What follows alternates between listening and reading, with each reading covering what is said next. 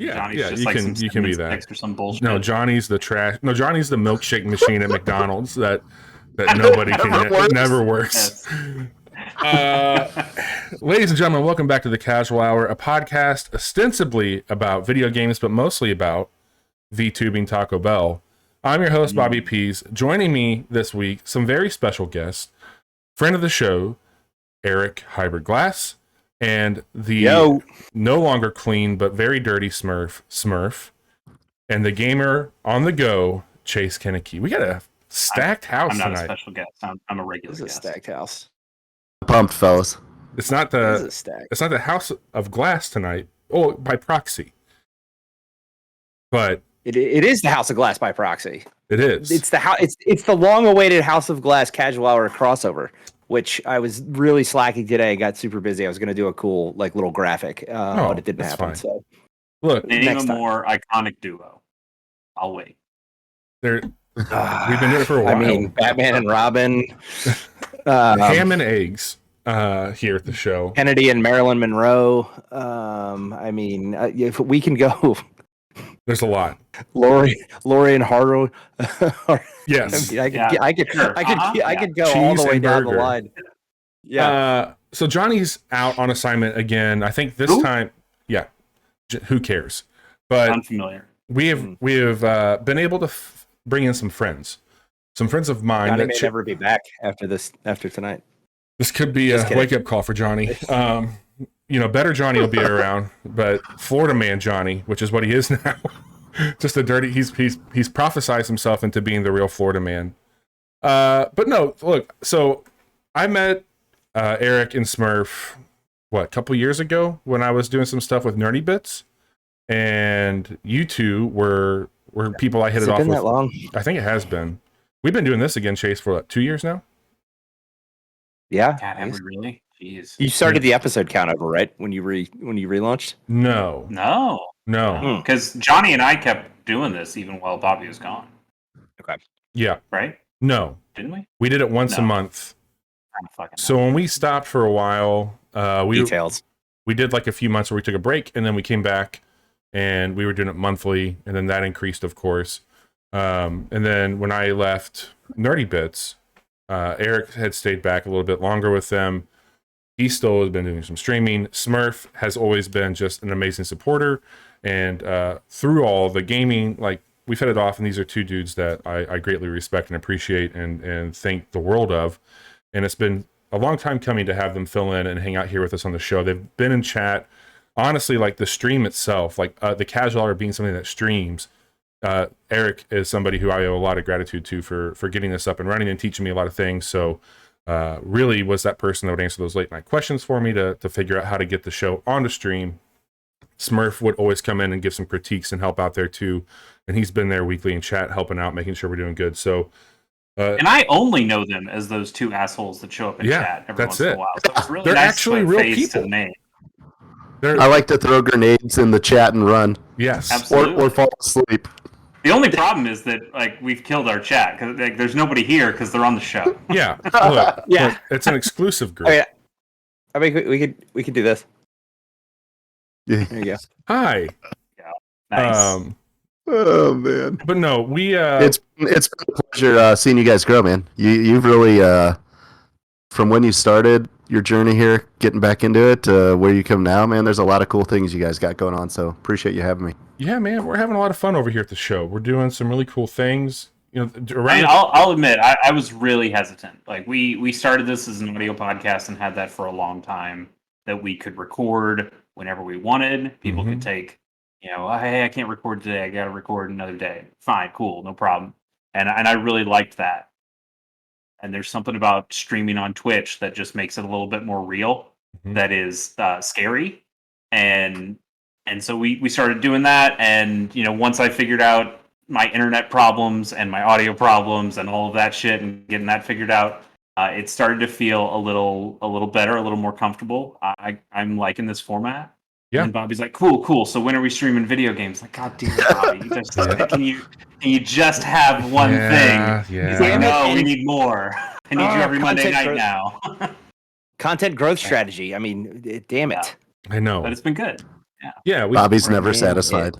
Oh, never. I feel like I'm always tinkering with something, and like getting ideas and inspiration, and like as we expand things out, like Casual Mondays is a great example. Like, who the fuck would have thought that would have become a thing that it did? I mean, I showed Chase a quick look of a game, and a few weeks later, we've really got a series going, and the developer hanging out with us, and now we've kind of got our little corner of the internet carved out. But it's been a ton of fun, and I've been able to hang out with both of you and play some games over on Eric's channel, House of Glass, and play some multiplayer games there. But it's been really cool just having you all kind of cheering us on, and we wanted to bring you into the show and let you, because like usually, you know, you're playing a game, like you don't get to talk a little bit about some of the other shit that you're doing. And especially in chat, you know, like Smurf's always trying to like make sure people are being kind and talking a little bit, but we wanted to bring you on for a What You've Been Playing episode, which is the bread and butter of our show here. This is our standard episode. Tonight, I don't know if we're going to get too much into the news, because with 4 chairs, it's usually a lot of conversation, and we got some catching up to do anyway. But we're going to go over the games that we've been playing, and then near the end of the episode, we'll make sure to plug everybody and make sure that they have a chance to get redirected and pointed there, and go from that route. But with that, let's just hop into it and talk about some video games. That's what we're here to do. Sure. Chase, what's up, Miz? Yeah. Sorry, I was interacting with the chat there. No. Why don't we have our guest go first? Yeah, let's do that. Let's hear what they've been playing. So who wants to go first out of you two? You can Hunger Games it, whatever you want to do. So I threw down the challenge with Chase, right? I think I may have found a game we might have to play against each other. Really? Okay. Yeah, I played it. I was at a swim meet for my kids out of town. So playing on the hotel Wi-Fi with xCloud. Oh. It's called Immortal Dealer? No. Immortal Realms Vampire Wars. So I saw it's that on there. Yeah, it's this weird combination of when you get into the individual battles, it's turn-based tile, like square, and then you also get cards that you can play that influence when you're in the battle. And then outside of the battle, as you navigate the map and claim territories, you also gain other cards that boost, and it uses blood as like your upkeep. So your vampire, you create a vampire army. The more vampires you have in your army, the more blood you have to produce each turn. There's villages you can create, and you can actually devour all the citizens if you get really low on blood supply. And it's pretty fun. So I don't know. I haven't tried to play a multiplayer version of it. I think it supports it, but if it does, we'll definitely have to. Does it have a campaign? Have our battle. It does, yeah. And I got through the Dracul storyline. I'm like, I don't know, halfway through. This is kind of an isometric game, right? Sorry. Yeah. No, I was gonna say this is a Game Pass game, right? Mm-hmm. Yeah. Because I looked at it and then I was like, oh God, no, this is that's not literally up your alley. I literally saw it. I was like, yeah, Smurf's gonna play this. I remember this game now. Yeah, I'm watching a video. This looks complex. Yeah. It's like it tried to smash a lot of different types of games together. And at first it was a little overwhelming. The tutorial was pretty good. I did do the tutorial. I felt like coming out of that, I understood the mechanics and like what to do. Obviously the learning curve is during the battles and trying to get units veteran status and all that kind of stuff. But, it was fun. It's a game you can pick up, set down. Once you kind of learn the mechanics, you're not going to really forget it. So how was it on xCloud? I played. The hotel Wi-Fi was spotty even when I was just like browsing internet. So it was there were some disconnects there, but then I came back home just to try it, just to see what it was like, and it was fine. So if you get a stable connection, you should be good. Nice. That's really cool. It is on Switch, so it is. Most important question has been answered. Is it cross-plat? Can we play cross-plat? That I would doubt, but okay. Still interested, like something for me to practice on before we do a big battle. Now I know, like you two have some fandom towards like turn-based anime stuff for sure. Glass, you've played like pretty big, like MMO anime games. Like where do you fall in on like turn-based strategy type games? Like what's your thing? So if it turn-based strategy, I'm not anything that's like RTS and stuff. I'm a soldier. I'm not a general. Okay. When it comes to my gaming, I want to be Sure. single unit, couple units, stuff like that. Which is, I tried to play Halo Wars back in the day with Smurf, and it all I wanted to do was pick up the Master Chief and just waylays to everything, and I couldn't do it, and it made me sad. There's just two so good at individual games. Yeah, I do so much managing of people at work all day that when I get online, I just want to control one thing and waste everything in my path. I don't want to have to worry about micromanaging units and stuff like that. So I'm not a big fan of that. Now, traditional turn-based JRPGs, I love. I've played every single Final Fantasy. I've played all the Dragon Quests. I've played all, if it's that type of thing, which might be a good segue into the game that I'm playing right now, and talk about a thing that mashes a couple games together is good old Scarlet Nexus. Game is, I can only say it in one way, it's anime as fuck. It is hardcore. If you are a casual anime fan, you're probably not going to dig it. Because in traditional Japanese anime style games, there is an action phase and then there is a standby phase. And then in the standby, or actually, I guess it's pretty akin to the way Fire Emblem works, right? Is you have the action phase and then you have the standby phase. And in that standby phase, I was literally watching the main character and somebody in the party have milkshakes and just speak Japanese for 20 minutes. And that was the Bond episode between those two characters. And they're childhood friends, and they're talking about it and all the war and everything else. But man,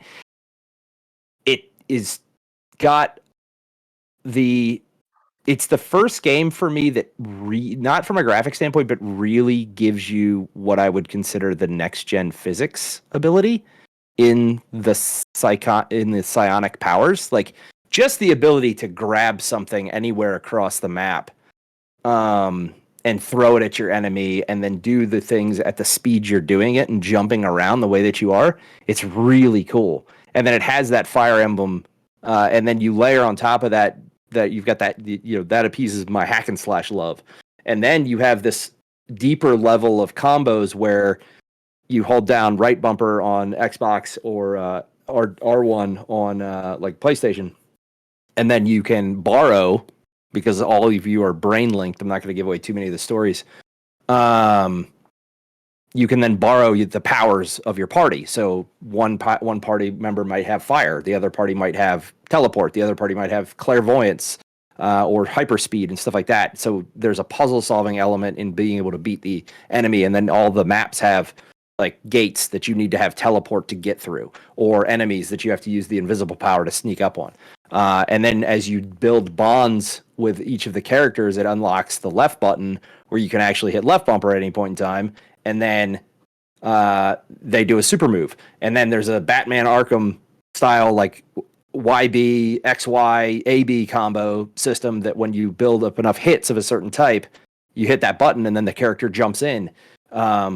But everything is done, like when you borrow one of their powers, the character like flashes up on screen in this cool like motion effect blur across the screen and does like a snap, or a like to give you their powers. Like Persona 5 cut-ins that would exactly. Yeah, there we go. That's exactly what it's like. So they've definitely borrowed, but it's the team that did all of the Tales games, which I love all the Tales games. I think they're really good. Are you playing as the guy or the girl? I'm going through the guy campaign first. Okay. Just because, for those of you who don't know me, I usually traditionally 100% play female characters in games. So I was like, let's go through the guy's campaign first, and then we'll play through the female character. And they're two completely different campaigns. They have intersection points. They not only play differently, but like the characters that you are playing that are part of your party are completely different. The powers that they have Like you turned us on to the demo, and I played through that, and like you were saying, like one guy has fire if you're playing like the guy route, but if you're going on the girl route, then that party member or a different party member has like an electric attack instead that gets used for different kinds of attacks. I actually enjoyed playing a lot with both, but I really liked the girl character. Like her, I liked her a lot more too. Attacks were so cool. I thought she was a lot more dynamic. The guy character is very much just traditional kind of Japanese meathead. I'm going to smash you with my sword and hit you with things. Where there's some nuance to her play style where you actually have to pay attention a little bit because she is squishy compared to the guy character. We got a quick question that just came up in chat that I think is interesting, and we can use that to jump off some stuff here. But Chase is answering it right now. Mez is asking us here in the chat if we have ever purchased a strategy guide for any games that you've played, and if so, do you find them useful, or would the game be better just running around and exploring? I think it depends on the game. Like I have all the Borderlands strategy guides, but those are coffee table books for me because I love the art in it. Sure. I can't remember the last game I like actually bought like a Prima when those were a thing, right before the internet. Now it's just like right. But if back in the early 2000s or right when the 360 came out, it was downloading games still wasn't yet a thing. So GameStop was always giving away the strategy guide with like as a pre-order bonus or something like that. You got a free copy of the strategy guide. So I used to have a stack of them, but then they all got sent to the recycling store. I still have that stack. I wish I did. There. I think like you made a great point though that it's the age of the internet, the dawn of the internet has really killed strategy guides. Like I am using one as I play through Super Robot Wars X right now. But it's like it's all online. I'm just looking through an online guide. Yeah. But when I think back to, hey, I didn't have enough money back in the day to afford Yoshi's Island. But you know what I did have enough money for was the Yoshi's Island strategy guide. So I could read through, I could know all the paths and all the characters, all the enemy placements, everything I needed to know. I didn't have enough money for a PlayStation, but I did have enough money for the Final Fantasy VII guide, a game I wouldn't play for another 15 years after that. Holy shit. But damn it, I knew how to get that Knights of the Round materia, goddammit, because I knew how to get there because I had the guide. I'm a huge proponent of strategy guides. That was my jam back in the day. I think the Pokemon ones especially were required to have as you played the game. Like there was something about walking around and being surprised about what you had and what you could find. But then you got to a point where it's like, I need the guide to finish this up. It's nice to know where all those hidden items are in the world. It's nice to know, where am I supposed to catch this fucking Scyther?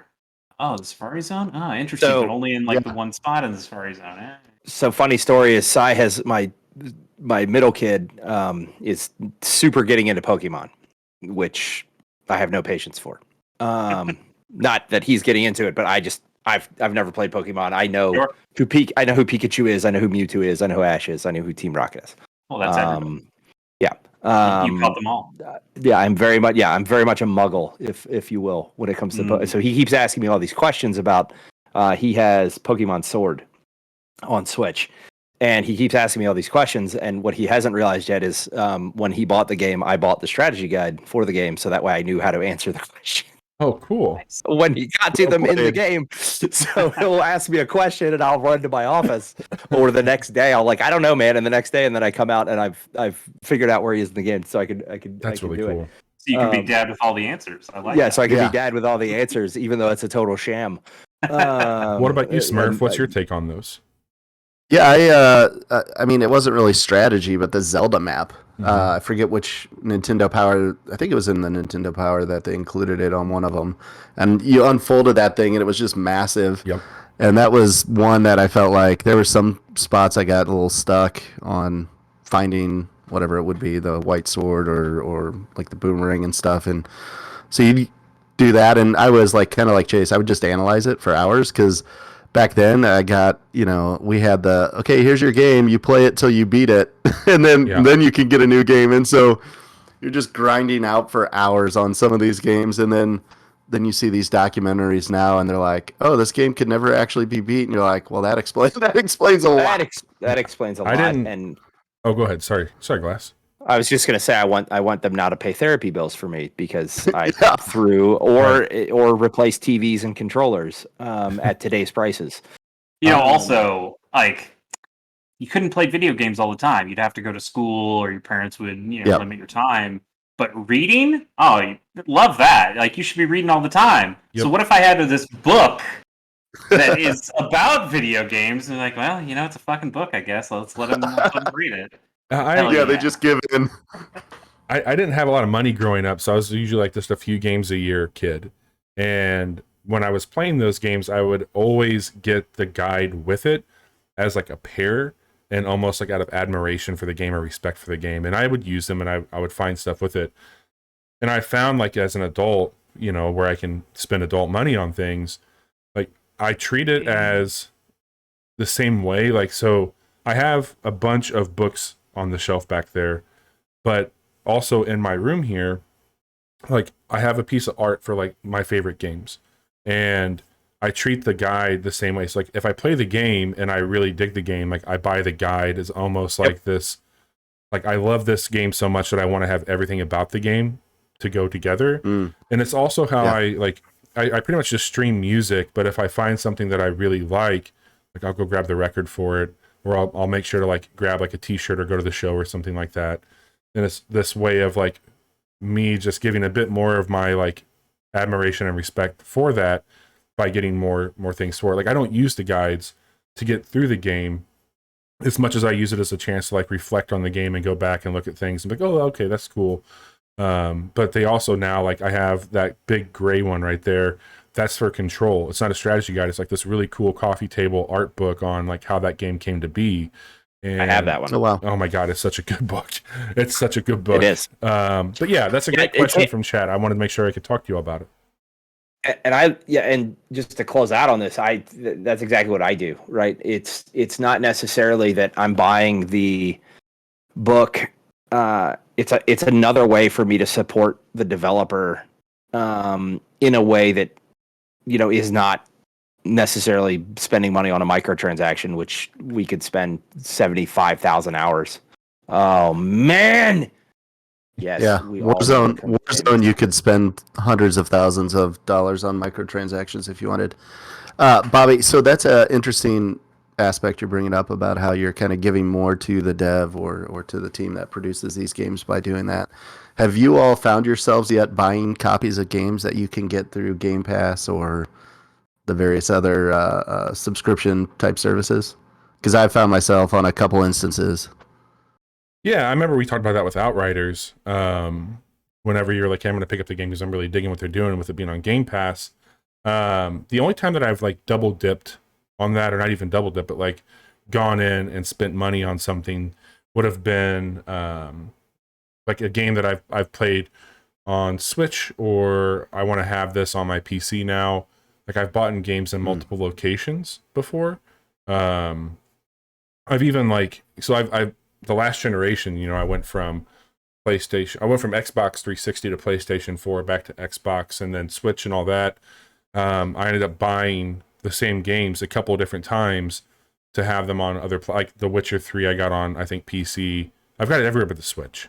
So like I've bought games not like out of like I want to give them more money, but because it fits my needs a bit better that way. Gotcha. But yeah, I mean, typically, like if there's a sale, like I don't know, like sometimes Bandcamp does stuff where it's like, hey, this weekend all of our money, we're not taking a cut from it, it goes directly to the artist. I haven't seen anything like that outside of like itch bundles and stuff like that, where I've done things for like causes I believe in, where I've bought things like that, but not really a whole lot to what you're describing. Okay. I spend a lot of money on dumb cosmetic shit in games though. Like, oh yeah, if that helps out. Like, I'll buy if I can get some new gear and skins, sign me up. Yeah. Glass, did you have anything left on God, I almost said Code Vein. I keep saying Code Vein with that game. No, I think the last thing I'll say is it's really interesting that game is not getting, like, I'm constantly, the couple times I have streamed, I find it hard to stream that game because it is not one of those ones where if it's a game that was made in Japan and originally Japanese, I'm playing it in Japanese and reading the I'm not playing with English subtitles. I'm too much of an anime purist for that bullshit. And half-ass voice acting. So it's a tough game to stream, but it's kind of shocking to me that the directory is always so empty. For that game. Yeah, I would have thought that game right now with anime is becoming relatively mainstream if you think about it in the States. Like, there's more and more anime that's coming over. It's coming faster. There's a lot of hype around it. You've got like HBO Max. What's the big one right now that HBO Max has? They have Crunchyroll, right? Isn't Crunchyroll stuff, or there is some sort of anime channel baked into that subscription where you get a bunch of anime stuff. But I can't remember. You? No, it's the one with it's the one with the guy that wears the warthog mask, and now I can't remember the name of it. Well, they got the studio. Demon Slayer. No, not Demon Slayer. Jujutsu Kaisen. Oh, the other anime where a guy wears a warthog mask. The other anime. I was going to say that, Class. I'm glad you came to it. It was on the tip of my tongue. I'm sorry. Yeah. Yeah. So I think it's interesting that a game like Scarlet Nexus didn't hit that way. And maybe it was marketing, maybe it was not, but it's one of the only games outside of Game Pass that I plan on spending money on this year. Outside. It is weird because that is a game that I think I'd be into. I know I would be into because I played the demo and really enjoyed it. And I plan to play it sometime this year and just haven't gotten around to it because I've got other games going on. But I do wonder why it hasn't caught on. There just aren't that many games, especially not new big titles out right now. Everything's getting delayed. You're right that anime is becoming more mainstream, and I just wonder why is this game not hitting when it looks and feels pretty fucking cool? I liked it a lot. And I don't want to spend too much time on this game alone because there's a lot of games to talk about, but it hit well with the Tales audience, right? And I think that's why when I saw it, I was like, oh, okay, I'm in because I've played all of those games and I love all of them. I think that's a good kind of. This is going to sound terrible to say, but the Tales series is a poor man's Final Fantasy. But they hit I love their art. I love all of the character design. I love all of the art design in those games. And that just, kind of, what a great segue this is. And that speaks to just my love of the cell shading, and into, Borderlands, which is, always going to be. Yeah, you might want to save this for the end. Glass will never get off Borderlands. Yeah, what a great marriage of my love of loot whoring and first-person shooters, and I'll just one of those series that I will play every entry and everything about it, and I'm not going to spend too much time waxing poetic. Have we gotten your opinion on record of worst character in all the video games, Tiny Tina? Bite your tongue, sir. No, you're on our show. You're a guest on our show. These are our rules. Blasphemy. Are you excited for the G1 fair and square? Yes. Was it Wonderlands? Is that what it's called? Yes. They basically took the last expansion they did for Borderlands 2. Outside of the Commander Lilith stuff that they did in preparation for Borderlands 3, which everybody was like, "Whoa, shit, that's fucking awesome." That was that was maybe the greatest expansion ever done for any video game outside of Blood and Wine. We're going to put that in its own category. Blood and Wine was so good. God, it was so good. Which I never finished because I was like, holy shit, a 30-hour DLC. It's so good. And then something else came out. I'm going to go back and play it when the Series X upgrade comes out for Witcher 3. But yeah, that whole expansion, when it came out for Borderlands 2, was just an unbelievably cool way to watch a child's mind deal with the loss of somebody. And this is, everybody's like, Borderlands, it's not very deep, it's very superficial. And I'm like, if you really read between the lines and what they were doing with that, it is all about coping with Tiny Tina's loss of Roland, because Roland was her father figure after the tragedy that befell her and her parents. If you pick up all the echo logs in Borderlands 2 and learn that story, why she is broken and fractured, and it was that whole DLC was just awesome. This is also so you're not wrong, but she is bad. No, yeah, she's a bad person, but she's a great character. Are you? So I guess this is probably an okay time just to. I mentioned at the top of the show, like our friendship, but you do a lot of streaming, and this Borderlands was kind of like your bread and butter for a while, right? Like that was your big stream. Is that your? Would you consider that like? It was, and I went back to it the last couple of weekends when I was able to stream, and I got back into it, and they've done a really good job. Gearbox has done a really good job keep putting in things that the community wants to see. They've finally gotten away from you could get any gun now, and build around it and just blow shit up. It's no longer like you have to have this one gun and there is a meta and everybody builds around that. Going up to level 75? Yeah, 75. No, 72. Now, which they just increased the level cap again, gives you can get 2 capstones and then halfway down another tree. So you've got 2.5 trees. And it is really just how can you optimize? And if you look at the big streamers in that directory, right, the Killer Sixes, the Moxies, the Vanderforges, the guys who like spend the Triple Gs, the guys who spend inordinate amounts of time tweaking every single thing and dedicating entire streams to entire months and months of their streams to defining a build around a single gun that then they can take the save file and share that with their community so everybody can. I think that's a really smart thing that Gearbox did, is make the save files local, so that these big streamers can say, hey, here's this file if you want to go play with it. And this is PC only, unfortunately. It's not available on Xbox. I didn't know they're doing that. That's really cool. Yeah, so like when I fire it up on PC every now and then, I'll go just, hey, what's Moxie's latest build? I'll hop in his Discord and download it, or Vanderforge or Triple G, and just throw it in the folder for the game, and then I have immediate access to it, all of the guns that he's playing with, and I can go tool around on it and kind of learn how the build works, and then I'll go farm those guns for that build on my Xbox and stream it and play it. But I think the coolest thing that they did is introduce the Arms Race DLC, which is a cooperative PvE battle royale mode. So you have the Shrinking Storm. It has 2 of the characters, Axton and the Gunzerker. I can never remember his damn name. Who are kind of the announcers of the arena. And then there's different loot caches and loot drops, and the storm's always shrinking. And then finally it shrinks to the point where you go and fight the final boss.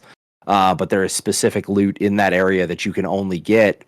But it's a lot of fun to just run with your community, right? And I think that's where they hit so successful, and why it's still so popular on Twitch in the right time is you have these streamers that have. I've watched from the course of the game getting launched. I've watched 3 people that I play with and are friends with get partnered because of this community. Because everybody, it is. I will be so bold as to say. I will be so bold to say that it is the absolute best community inside of Twitch. It is. There's not a single person, and everybody hops from stream to stream. This person's on, and then we all make sure that if there's we'll pick somebody that's maybe random or down at the bottom of the directory and go and raid them. And it's just cool to watch when you've got 150, 200 people or more in your channel watching you, to go raid somebody who has 1 viewer, 2 viewers. That's really cool. And watch them just explode. I remember like last year when I finally broke 1,000 followers on Twitch. It happened on a Psychotic Wolf raid and he brought 150 people into my channel, and I already had like 200 in there from a couple other raids, and it was like all of a sudden I had like 500 people watching me, and it was fucking nuts. And I was crazy. I don't know. Yeah, I was like, I didn't know what happened, and like literally, I was broken, you know, for that stream because I could not keep up with chat, and I could not keep up with like literally what Mr. Wadsworth, like had a meltdown. Mr. Wadsworth is my bot in my channel. He needs to come and teach better Johnny a few things. Yeah, he anytime you want me. Okay. Now, Smurf, where are you at with? Do you play Borderlands or do you watch Borderlands? Yeah, so my good friend Hybrid Glass actually bought me a copy of Borderlands 3 to play with him. He mistakenly bought it on Xbox. So we have yet to play. We played. I played what for an hour? Sorry, Smurf. I don't mean to cut out, but there's crossplay now. Yeah, Smurf, are you want to play it on PC? Is that what I'm hearing? Yeah, so I've pretty much converted over to PC. From streaming, I don't have capture card for pulling off HDMI. I just use a single PC setup. So that was one of the primary drivers. I was doing more streaming at the time.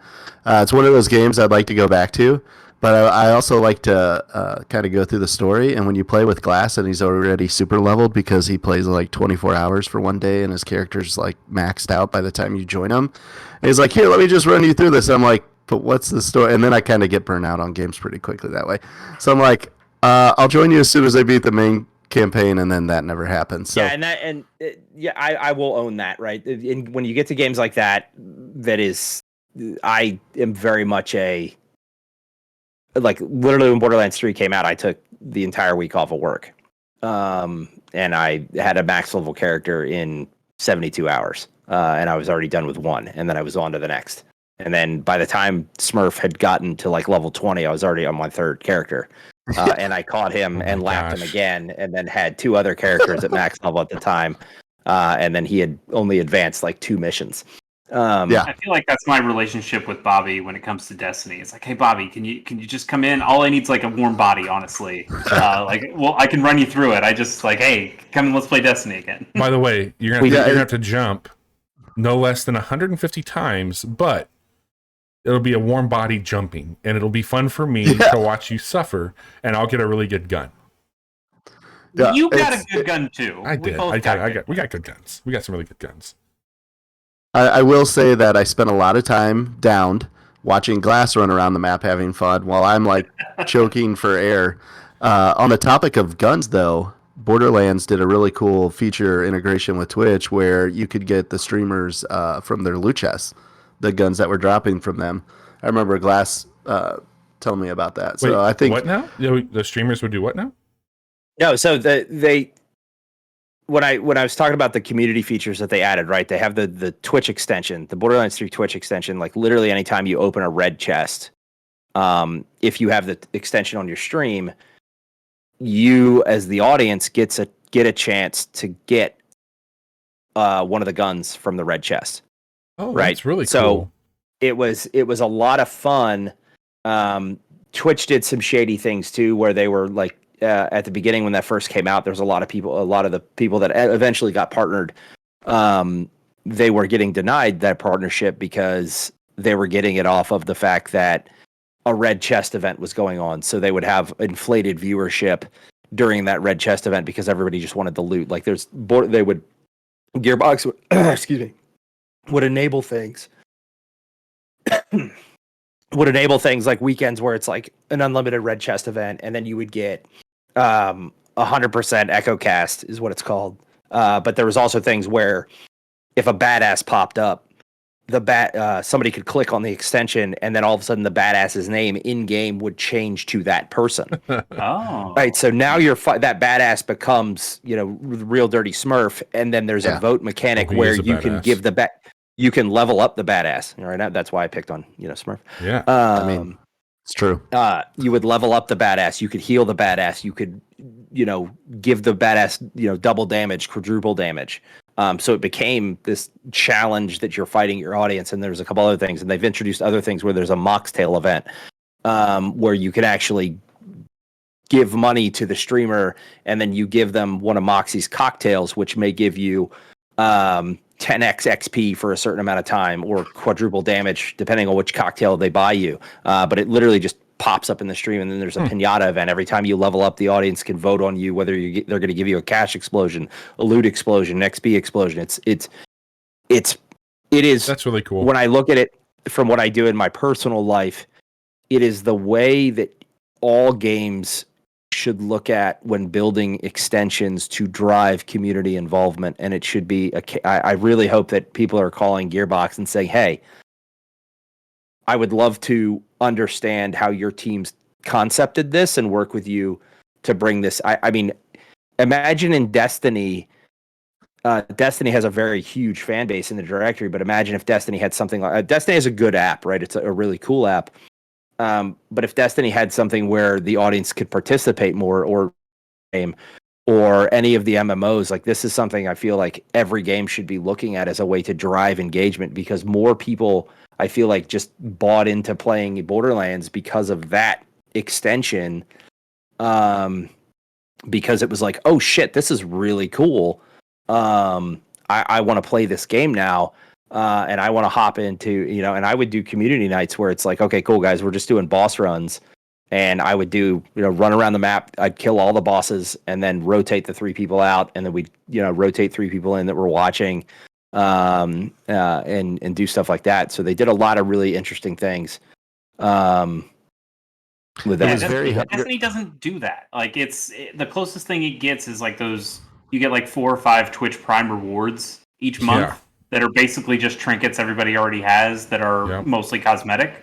And it's like, well, that's fine, but again, we already have all this shit, so it's just kind of hollow, and that is a disappointment for sure. Yeah, I think Destiny's in a weird. I think Bungie, now that they're separated from Activision, I think it's another year or so before Bungie starts getting back to actually like being able to do things like Bungie used to do.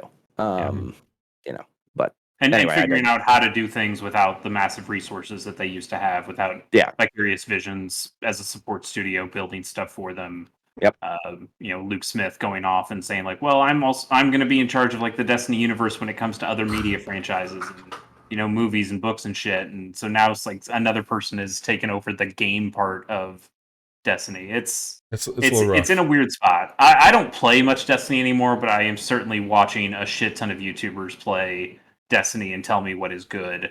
Yep. And then I go, okay, it probably is. And then I can't right when the new expansion came out, I downloaded it and I jumped back in for I played maybe for 3 or 4 hours.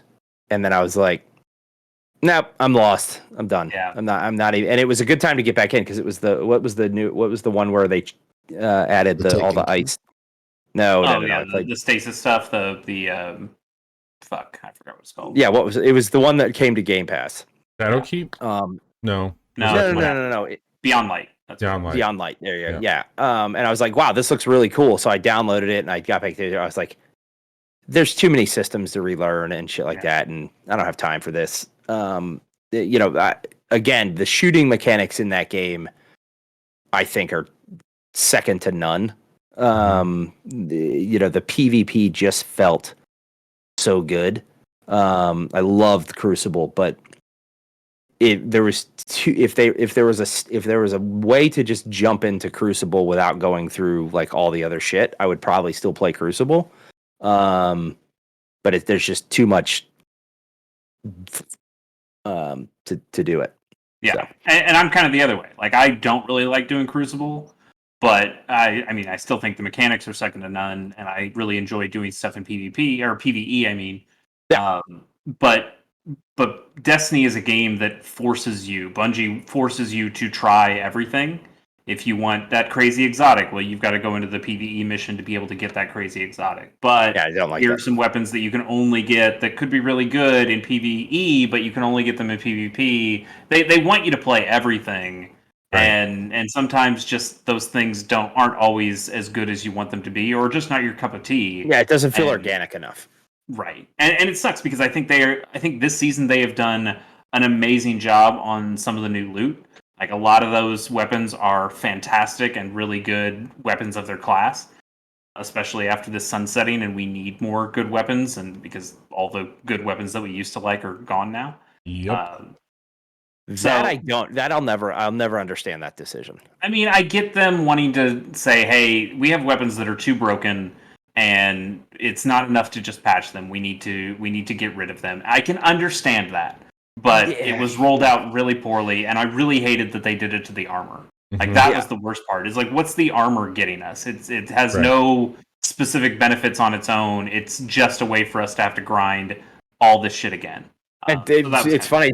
It's funny because that if I was still playing, that would have killed me if they took away a piece of armor. Because Smurf knows he's been playing. I mean, yeah, Smurf and I have been playing games since Modern Warfare, Call of Duty. That's where we originally met, right? Is Call of Duty Modern Warfare 1?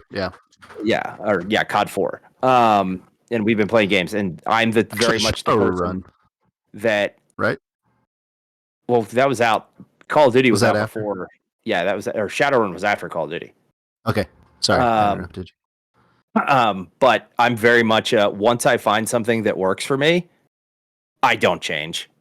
There's no meta in the world that I don't give a shit. Like literally in Destiny, as I'd play as a hunter, and I would only play as this style of hunter, and that's what I'm going in as, and the rest of the party works around me. End of conversation. Sorry. So, like I refuse to, like, the meta in Warzone changes constantly, and I'm still running like the meta I found that I like from when that game launched, and don't care. I want to make sure, because we started off with a turn-based game from Smurf. We went over to some of the stuff with Borderlands, but before that we were talking about Scarlet Nexus. Chase and I, and I'm gonna let Chase drive this one, have been playing a game pretty much exclusively since Friday. If you've followed us on YouTube, you know that we put a quick look up for it. We talked about the game demo last episode, or on one of the streams. But Chase and I have been playing a lot of that new Monster Hunter Stories 2, Wings of Ruin. And I think that based off of what I heard from both of you, there might be something to keep on your radar with that game. And I'll let Chase go a little bit deeper on it. But I will just start off by saying I'm incredibly hot on this game, and I think it's fantastic, and I can't wait for more people to hear about it. Yeah, Glass, just from the way you were talking about the games that you like, and also the games that you don't like, I think this one might be up your alley, because it is similar to a Pokemon in that you are collecting monsters, but it has a deeper, richer battle experience to it, and it really is just a very solid JRPG in mechanics and so just good. A lot of really cool looking stuff too. If you like the armor and big crazy swords of Monster Hunter, this game has that, but it's all in a turn-based JRPG format instead of the more animation priority kind of cell shaded style. Too, right? A little bit. Yeah, it's got some. It looks like a cartoon. And in fact, they did make a cartoon of it eventually at one point of the first game, anyway. But yeah, Bobby, I think you're actually a little further than me in this game. I haven't played it the last few days, but it is exactly what I've been looking for. That first game was my game of the year when it came out, and this game is kind of more of the same, but it's way more. And that's been feeling great to just go around and see the new monsters and see these new areas. The story takes place a couple of generations after the original Monster Hunter stories, so you do have some attachments that you can kind of see. Here's some threads for people who have played the original game like me, but also it doesn't really matter that much. Bobby, I don't think you're missing anything by not knowing who Red is. No, they didn't know. I mean, they talk a lot about him in flashbacks, which is cool, but it's nice to not know a ton of it going into it. And that stuff, like the stuff that they're talking about, is stuff that would have happened after Monster Hunter Stories 1. Right. So it's not even stuff that I knew about from playing that first game. It's just showing up there and saying like, oh, after you did all that cool stuff, then he continued to adventure on and became this legendary monster rider. No hunters here. We're communing with the monsters. So this art style reminds me a lot of Genshin Impact. Yeah, I could see that. For sure. Which- Like it's certainly not as pretty and refined as Genshin Impact is, but I had to stop playing that game. I also had to stop playing that game because I got the fact that it was on PC and on phone and it was the same character. I was like, I found myself when I was putting my kids to bed, just sitting there and playing on my phone, and I was like, this is bad. We gotta. I'm like, how much money have I spent trying to pull Ganyu, and I still haven't pulled Ganyu? No, yeah, we gotta. I can't do this anymore. Woof. Yeah, I gotta stop. I think it's so good. And now the new like Japanese themed expansion is coming out. I keep seeing the ads on like IGN and Kotaku, and I'm just like, damn it, stop it. Yep, I went back in about a month ago, and it's like, oh, let's check in on Genshin. Let's see what's there. Let's see. Like, I'm sure I haven't played in months. I'm sure there's going to be all this shit that they're just going to pile crystals on me or something. I can do some pulls, and I barely got anything. And I'm like, okay, well, I ran around a little bit. I paid a little bit of money. I did not get the people I wanted, and I was like, you know what? No, I need to. I had a taste, and it was too sweet. I'm out. Yep. No. Yeah. It's just it really is a cool game. But that is the good thing about Monster Hunter Stories. Like there are no real microtransactions in here. There's some pre-order bonuses that you can get. The microtransaction you can get is to buy dumbass amiibos, which Bobby and I did. You did. But that is the only sort of microtransaction you can buy in this game, because all the content is just in the game. And those amiibos, while they are very amiibo-y, all they give you are just like a couple of outfits. So you're not missing anything by not getting them. And honestly, I think most of the armor that you can make in the game is way cooler than any of the outfits the amiibo will give you. But yeah, I was so bummed. We had just gotten like all the Star Wars, the Disney. I can't remember the Infinity, mm-hmm. And then they rolled it out. But that the amiibos, I kind of understood the purpose of it, but it never really scratched the itch. But the Infinity platform was really fun, and my son was just getting into Star Wars, and so it was cool that you could get those characters and you unlocked them, and it seemed like a great crossover. I don't know why we don't see more of that. What a weird decision. Like, that seemed like it was just a money-making machine when it was out. Didn't they switch? I think they switched studios. I know they had a lot of publishing studios for some of that stuff, because you'd get like, oh, here's the racing part that's the cars themed racing part, or here's a platformer that's being done by a different studio that Disney owned. But I think it was more that it wasn't that Disney hated the money. It was that Disney just didn't want the hassle of dealing with video games anymore. So like, okay, fuck it, we'll just keep paying Square Enix to make Kingdom Hearts games, and that's all we need. And give them the Avengers license, and they can totally fuck that up. Yeah. I'll leave that alone. One of the things it's unfortunate too, because sorry about no Smurf, the creativity on that game as well was fun. Like you could go in, design your own levels, and so my son was having fun with content that he enjoyed and was being creative with it, and then it's like that's how you continue to build customer loyalty, is get them hooked young, let them have all those good fond memories as they grow up. And I don't know, some bean counter somewhere decided it wasn't worth it, but and it would have kept those kids off the Roblox, which we just oh man, those poor kids. That is a money. Johnny's enabler. Money. Fucking Roblox. Last one of the things that's smart for you too that I think is really cool about the combat. When you're talking about Scarlet, you mentioned Fire Emblem, and this game uses a similar rock paper scissors mechanic, but you have a team of 6, and on top of that, like each monster has a specific attribute. So one might be more technical, one might be speed, one might be power. But then you can go a bit further down that rabbit hole, and you have the elemental thing. So like resistance and then damage that goes with it too. And that was that's Monster Hunter in general. Like, okay, I'm going to go hunt this. I want this monster because I need that part to do something here. Well, that monster then it's weak against fire. So I'm going to go and build this really quick. And then you build armor sets for specific fights. And then the way that I'm playing it, Chase, I don't know about you, but I'm typically doing 2, 2, and 2. So I have 2 for power, 2 for technical, 2 for speed. Yep. And going around that. And then they got things like these royal monsters, and I've gotten 3 of them now. And they're in my team, and we're just like kind of steamrolling people.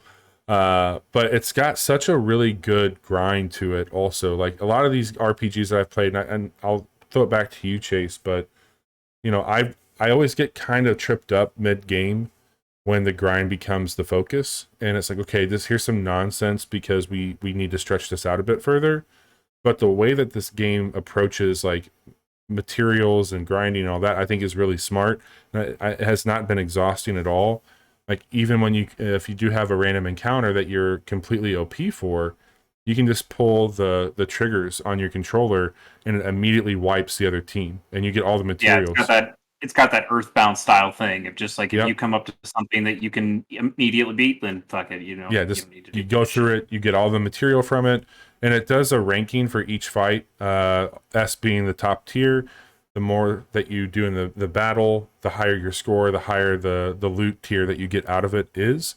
And then that loot tier, like it's about like a mixture of efficiency and style. Mm-hmm. So you really want to make those fights, even the fights that are pointless. You want to do those as well as you can every time, so you can get the most materials out of things. It's just a really good system that I think respects the player's time. Quite a bit. You can even speed up the combat to ×3 its normal speed to just like start really running through some of those things. Yeah, that's interesting because the Scarlet Nexus has a similar system where if you kill, so there's when you're fighting an enemy, there's 2. One of the enemies are called others, and they remind me of Hollows so much, Smurf, that I'm almost convinced that somebody on the team. If you guys, so another, Smurf and I are huge fanboys of Bleach. Huge fanboys. But if so they have their health bar, which actually kills them, but then they also have like this shield. And if you crush it, you get this crazy, you can pull left trigger and there's this like crazy, like fatality where their brain like pops out and then you either you saw it in the demo, when you played it. But if you kill them in that way, you get materials. And then if you kill them in another way, you're guaranteed to get like a purple or orange material from it. So it's kind of got that style element that you were just referencing in how you kill the enemies and the efficiency that you're doing to kill them to get the better materials, which is kind of fun. Yeah. I'm really looking forward to digging into that eventually.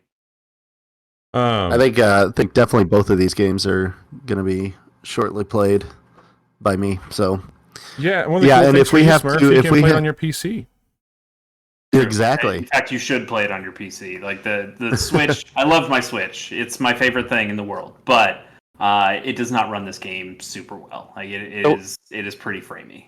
So when Smurf, you say shortly played, you mean like the amount of time you put into Borderlands, or like you're gonna play, you're gonna put them in your queue and play them shortly? Just so everybody is aware, I did reciprocate and I did get Shots what did fired. I get? Warzone or the new Modern Warfare for Glass as a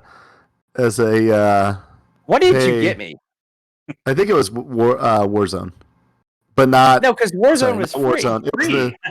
It was the Modern Warfare. Hey, I got you this air. Enjoy it. You bought me Modern Warfare because I wasn't going to play it. I was about to say you bought me Black Ops or the new Black Ops, but then I was like, I bought that myself and then promptly returned it 3 hours later.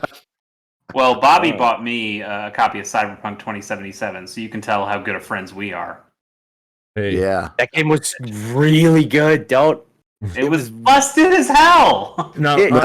In Chase's defense, it was a stock. I got it from for PlayStation.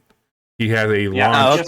He had a launch PlayStation 4. Okay. That game was fucked. That game is still fucked in many ways. I played that game after the first patch came out on my Series X.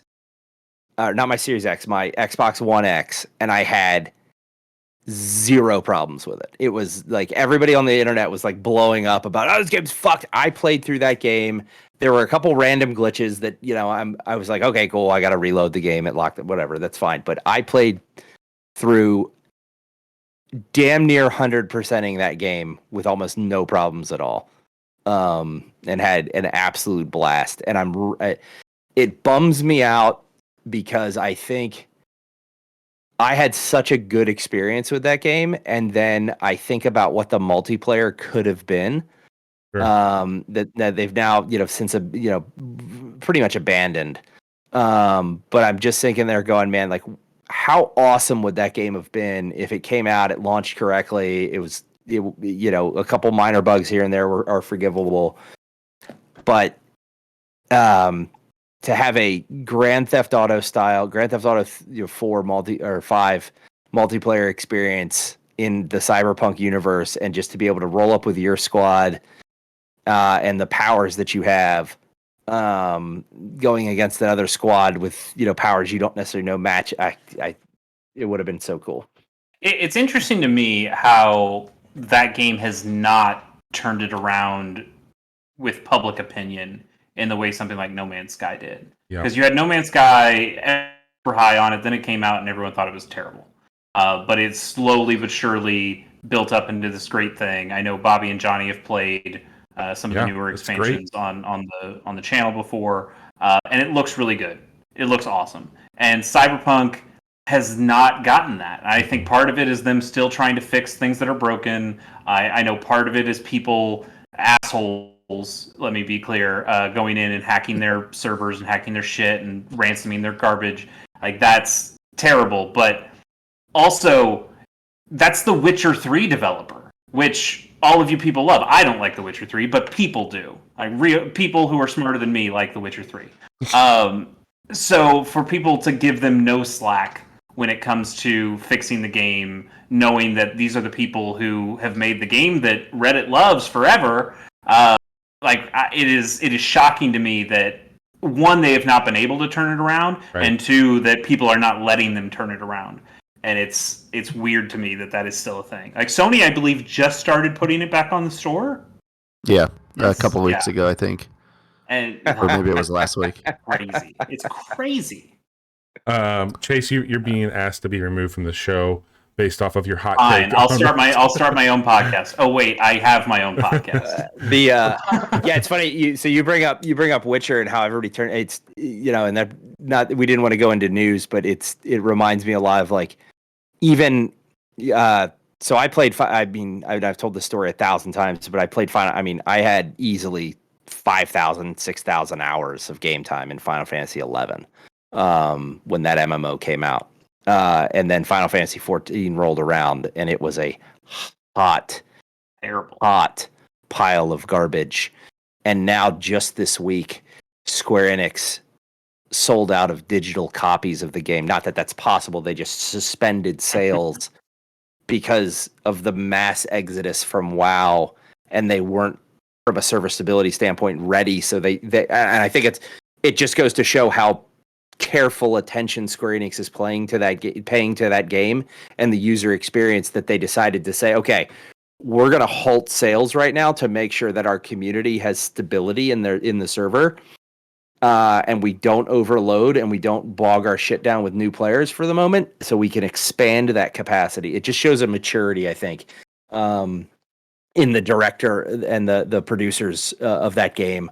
I mean, it takes balls to completely scrap your MMO and build it basically from scratch again. It was amazing. And I was there when they destroyed the world, and it was one of the coolest experiences I've ever had in video games. Like, all of a sudden, literally, you'd be in a town and a fucking behemoth would just be walking through. You'd log in one day in your inventory and you'd have this weapon that just could decimate everything in its path. And then all of a sudden, the world ended and went away. And then relaunched, and it was a totally different game. For a totally different game from the experience. And, because of the way I played Final Fantasy 11, and the ultimatum I got from my wife at the time, when I was playing it because I was running one of the biggest guilds or helping run one of the biggest guilds in North America at the time. I've jumped into Final Fantasy 14 a little bit. I have a level 50 character out there somewhere. That was another one where I'm like, Glass, let's play the demo of Final Fantasy 14. He's like, no, I'm not going to play it. Like 4 hours later, I see on his thing, Hybrid Glass playing Final Fantasy 14. I'm like, what in the hell is going on, buddy? Chase. He's like, level 20 Bobby, already. don't Sorry. shake your head like that. Sorry, Smurf. I already have a level 30. I already have a level 50 character. My bad. Yeah. Bobby and Johnny over here are like, oh, let's dip our toe into an MMO. I forgot what the first one you played was. I don't think it was WoW. You played something else. No, and then you're like, oh, well, now we're on Final Fantasy. Okay, fine. It was Final Fantasy. Like, oh, Chase, you should play Final Fantasy. We can all play Final Fantasy together. Cool. I buy Final Fantasy. I'm like, all right.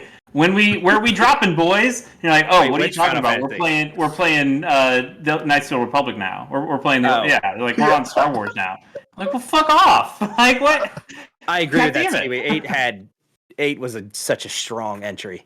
But 10's story was real good. I have 14, and mind you, this was like early stages of pandemic, right? That's when we did all this dumb shit, Chase. When have you stopped doing that?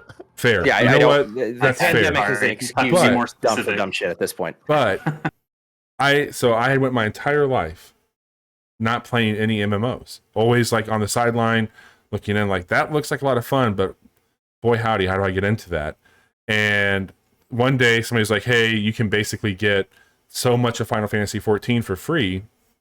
And if you go here and you get all this shit, you've got a PC now, and it's cross-play with console, we can make this work. Just get it and do it. So I set this thing up, and I got to tell you, I don't think I've ever been more overwhelmed in a video game ever than I was when I started playing Final Fantasy 14 with like a level 60 or whatever, like just ready to roll. And my cousin, he's like helping me build this tank character. He's like, oh, we're going to be great. He somehow got me and him into like a pretty prestigious fucking run where they're like calling things out for me to be the tank. And I don't even know how to fucking tank in this game. And so they're just like, the people are getting so pissed off. And I'm just like running around, not knowing what to do. My cousin is doing me no favors in playing this. And I'm like, you know what? I'm going to go play a dead MMO where there's not as many people and I can figure out what the fuck to do. And then maybe I'll come back. So I started playing Star Wars Knights of the Republic. Lord of the Rings. Yes, Lord of the Rings. Real good. But no, 14 was... I keep seeing all the shit about it. I'm like, man, this game looks so fucking cool. Everybody seems to be enjoying it quite a bit, but it really, like, I would need to like carve out some time. You used the skip. Like you just said, you had the level 60 character. You used the skip thing, but you didn't go through the tutorial stuff, which people say you should skip anyway, but I think if it's your first MMO experience, you shouldn't skip that shit.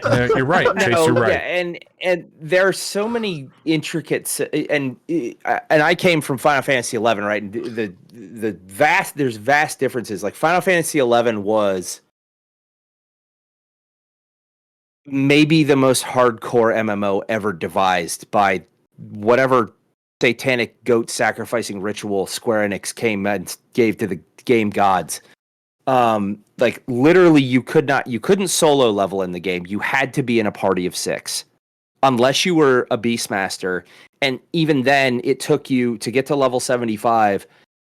It may have taken you 7 months to do by yourself as a Beastmaster.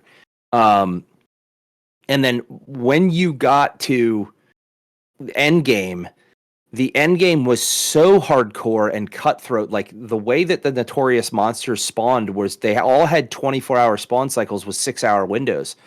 So there was literally a point in time for 18 months where every single day I was we monopolized the Orc King, who dropped this axe called the Berserker. And literally, we artificially inflated the cost of this axe from where it started when we all started playing the game, me and this dude named Freak Nasty. and our red mage Saren. A name you could trust. Yeah. Yes. Yeah. We every night for 18 months we were at this thing and we had it locked on the spawn time. So if you killed something at midnight Eastern, it could spawn between 9 p.m. and 3 a.m. For 18 months, we grew that axe's cost from 1 million per axe to 100 million per axe. All of us, when I stopped playing that game, had 20 plus mules with max gil on them. Because of the axe? Yeah. We Max is about to reveal how he shorted GameStop stock now. Yeah. We literally. He's the mastermind behind it. There was nothing that anybody could afford in that game, literally because of what we did with that axe. We single-handedly financed gil selling because it got to the point where the only people that could afford it were the gil sellers, and then they would turn around and undercut us, which we were fine with because we had the farm completely. Even the bot gil sellers couldn't beat us at farming this thing. It was unbelievable. So they were buying it from us at a wholesale discount, and then turning around and selling it, and we were fine with it. I feel like it's also in my best interest to share, because I don't want to upset anybody about like skipping things with Final Fantasy. I have not played any Final Fantasy games up until the 7 remake. And so not only am I... MMOs, it Bobby doesn't doesn't even know what he's been missing. No, I don't even know what I've been missing. Like, I don't even know, apparently, what the big spoiler shit from... Like, I'm literally having Johnny and Chase... Yes. Johnny and Chase are vetting any article about that for me. I know, I just pissed off Skiwi. I know but I did. No, but Final Fantasy, there's no outside of moguls, whatever the fuck they're called. Moogle. Wait, is that Harry Potter? Thank you. No, I okay, sorry. Wrong day. Yes, but no. Moogles. Yes. Okay. Moogles, Gil, and the classes.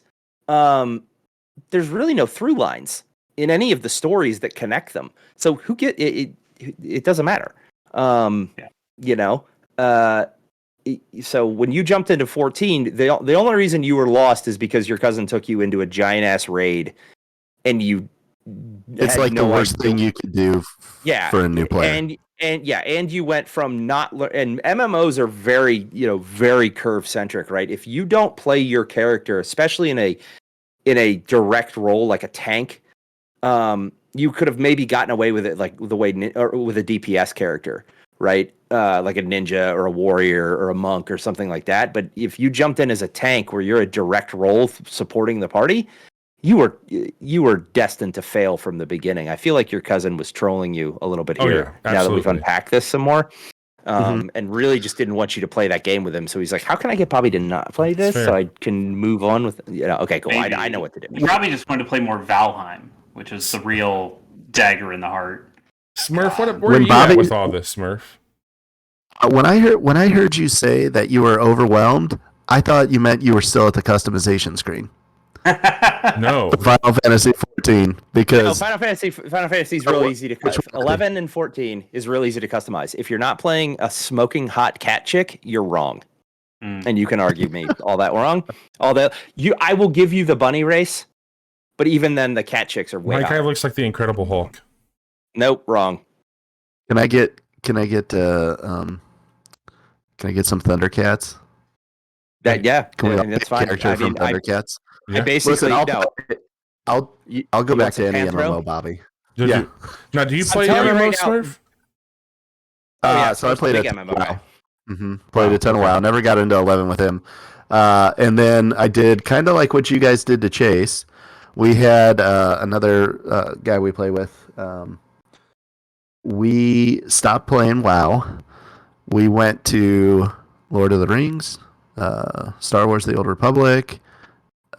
We played at least probably 6 or 7 MMOs in the course of like 2 months, and my brain was fried. Sure. I was like, okay, I gotta just put this down. I'm tired of starting from level 1 and grinding for weeks, and then we threw it away and started a new one. So if people are down, I'm down to get back in.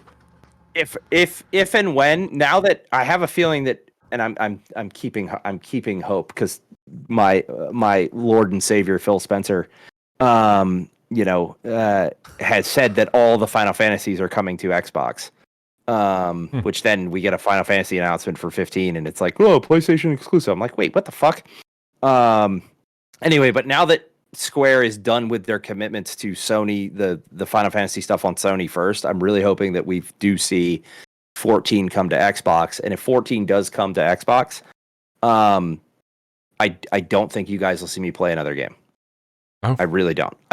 I really think that I will end up just playing that and going completely ham. And if I were to ever get, when I eventually do, once graphic card prices come down a little bit, and I bought the Series X as a stopgap, I was going to upgrade my PC, and then I was like, oh shit, there's one available on my 40th birthday. Fuck, I'm going to take advantage of this somehow. That's random. Then if I did end up upgrading my PC, I don't think I would I don't think I'd ever play another game. So what he's telling you is be prepared with a spare room because he'll be looking for a new place to live. No, because Final Fantasy 14 it's super casual. It is Sounds so like unbelievable. It is, yeah, exactly. It is so, yeah, it's so unbelievably casual that even when I was playing, when I first did get this PC and I started playing it, there was never a point where I felt like if I was not logged in and managing the link shell that I was managing, there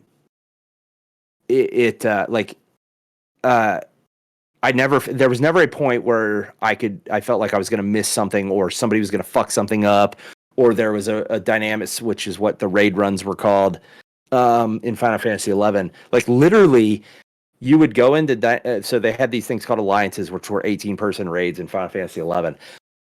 And if you were good at it, which we were, it was a minimum of 4-hour commitment.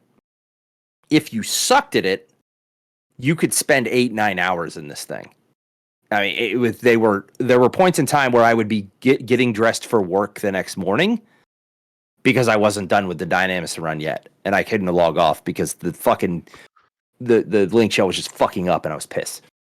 Oh man, that's something that I don't know if I can commit to. But no, 14 is not that. That's 11. 14 is not that way. 14 is very much. The couple like light raids that I did at level 50, it was. I never spent more than 30 minutes in one. It was like boop boop boop, go, done, we're good, moving on. So they have matchmaking. Talk about committing to something. Yeah, there's a big difference between what Glass and I are able to commit to nowadays versus what gamers without little dependents running around are able to have the spare time. It's nice. Sometimes I'm amazed at how much of a library Glass gets there. I'm like, dude, when do you find the times? He's like, I don't sleep ever. Well, I sleep 4 hours a night. So either I get up and I get done with my workout and I don't have an 8 a.m. meeting, so I'll play for an hour. Because I get up at 5:45 every morning and work out. And then, or it's a Friday night and I go until 5 a.m. and nobody in my house gets up before 11, so I'm normally good. And Smurf hangs with me until I hear him snoring, and then I have to kick him out of the party and play by myself. So. I've been known to ruin a chat party by snoring too loud. Yep. Bobby, what you got? One more? Or I'll throw one more game out there really quick here to wrap up for me. The game called Chicory, Colorful Tale. Chicory. And this game is pretty fucking cool. It is a I guess I can call it like a coloring book almost. It's kind of a Metroidvania coloring book in a way. And so some shit goes sideways in this town, and Chicory, who has this magical paintbrush type deal, is no longer coming out of their room. You mistakenly pick up this brush, and now you have the ability to paint things back in this town that has lost all of its color.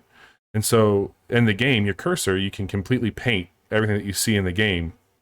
And this has some really interesting mechanics that go into it. Like you might walk up to somebody's house and think more of like how you interact between scenes and like A Link to the Past, where you're going to be moving around this village and you're going to come through these areas and somebody might be like, hey, you know what? Like, I want to help you, but I'm really fucking bummed that my house is no longer painted. Can you paint my house for me? And you'll start to do that, and that'll open up new things, and then you can get some more abilities that you'll definitely be, gate kept out of certain situations. Like they're going to make sure that they do some skill checks for you. The writing is really clever. It's got some great animations to it.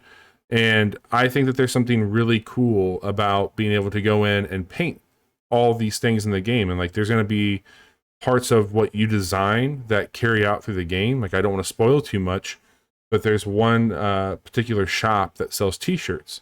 And when all the color was lost, their like sole t-shirt design is missing. And they're like, you know what? You got the brush. Like, can you just design this t-shirt for us? And we're going to start selling it. And so later on in the game, you start to see people wearing the t-shirt that you designed, that you painted in the game. And I think that was a really, really cool thing to see brought into it. It's got a lot of heart to it. It's a very easy game. There are some boss battles, and that's pretty clever how they do that with a painting game. It does a lot about like self-doubt and how to overcome that. And I think it has like a game for impact for sure. When you talk about like those games with feelings, I think it's one of those. Absolutely. I do know it's on, I think, the Switch. I think it might be on some other consoles as well. I think it's on Switch. I know it's on PlayStation. You're playing it on PC? On Steam. Mm-hmm. Yeah, I'm playing this on PC, and from what I've read and heard, that's the place to play it. I don't know if the Switch incorporates touch for painting. Yeah, that's what I was going to ask. Yeah, it sounds like it would benefit from the touch on the 100%. Switch, or even the PS5, the PlayStation controller with the touchpad. I think you can use the touchpad. It is not currently on Switch. Okay. It would be cool if it was in VR, from what chat's saying. But what was that Mickey Mouse game that used the paintbrush and the color? Epic Mickey. Epic Mickey, yeah. One of the cool things too is like you're finding gear in the game as well, and so your character is not in color either. And so as you're finding new outfits you can switch into, you can paint your character any color you want. And so there's always this cool aspect to it, like, oh, I found this jacket, or like I like this beanie that this character found. So you can go in and you can paint those things. And you do have an erasing mechanism too. So like some items in the game that will allow you to move through it, like if you want this mushroom to grow, you have to paint it, and then that becomes a spring that you can jump on to go up to the next level. And then sometimes those mushrooms are blocking your path, so you have to erase them, and then they go down, you can walk through, and they go back up. It's really clever. Are there any mechanics where you have to paint something like a specific color or something for like to solve a puzzle? So somebody gets pretty pissed off at the beginning when you're painting their house, like, yeah, this is not what my house looked like. Can you just paint it like what my house was? And you have like no idea. And so you'll get close, but you know what? Like, that's close, but this needs to be different. The design stuff that you do, it doesn't matter. You can make that however you want to, but areas in the game have their own color palettes. But when you're painting your design, you have all the color palettes in the game. So one wooded area is going to have more fall colors, so that's your color palette, and you can just zoom in. You can make your cursor 3 sizes, and you have those to go through to do it. So you can paint certain things that way, and that's pretty neat how they incorporate that aspect to it. And then one thing that I appreciate too is if you're not if you're not very skilled at painting or using your mouse to paint with, you can just click and hold on an area, and it'll start to fill anything that's in that bordered area. So it's got like a paint bucket kind of thing. Kind of like a flood, which is really nice. I do a lot of design work outside of video games, and so for me, there's something that kind of resonates with me about using a mouse to paint and go in the lines and do stuff. So I'm having a really great time with it. I think the story's very, very good. I think this game's like $20 or $25, but it seems to have a lot of story for that price tag also. So Chicory, yeah, it's $20 on Steam. It's really cool. It's a really cool game. I'm sure it'll go on some sales, but if you're looking for some escapism and something that you can just kind of unwind with, it's a really, really cool game. Very neat mechanics. How's the music with it? Music's fucking great. The soundtrack. It's got a really good soundtrack to it. It's a game that like I plan on playing some podcasts to while I was painting and moving through it, but I really enjoy the music, so I'm digging what they're doing with that quite a bit. Well, what was the? Is your character a giant like? Everything you said about the character reminds me of the Zero Squad monk in Bleach. It's Hayasube, Ichibe. There you go. I know that your dad, I think, is a raccoon.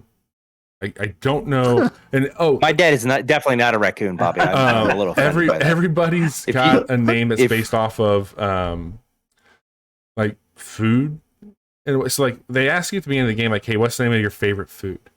And so like I just put down pizza. Well, I didn't know that was going to be my name in the game. Like, "Hey, what's up, pizza?" And you're a dog, right? Yeah, you're a dog. So I'm a dog named Pizza. But everybody else around you like is a different like food or ingredient name, which is really cool. And that feels like another like Earthbound kind of nod, because that is one of those things they ask you real early in that game is, what's your favorite food, and then that is not what's your favorite food, it's what's your favorite thing, and then that becomes your psychic attack. It's PK whatever you wrote, so it could be like PK pizza or something like that.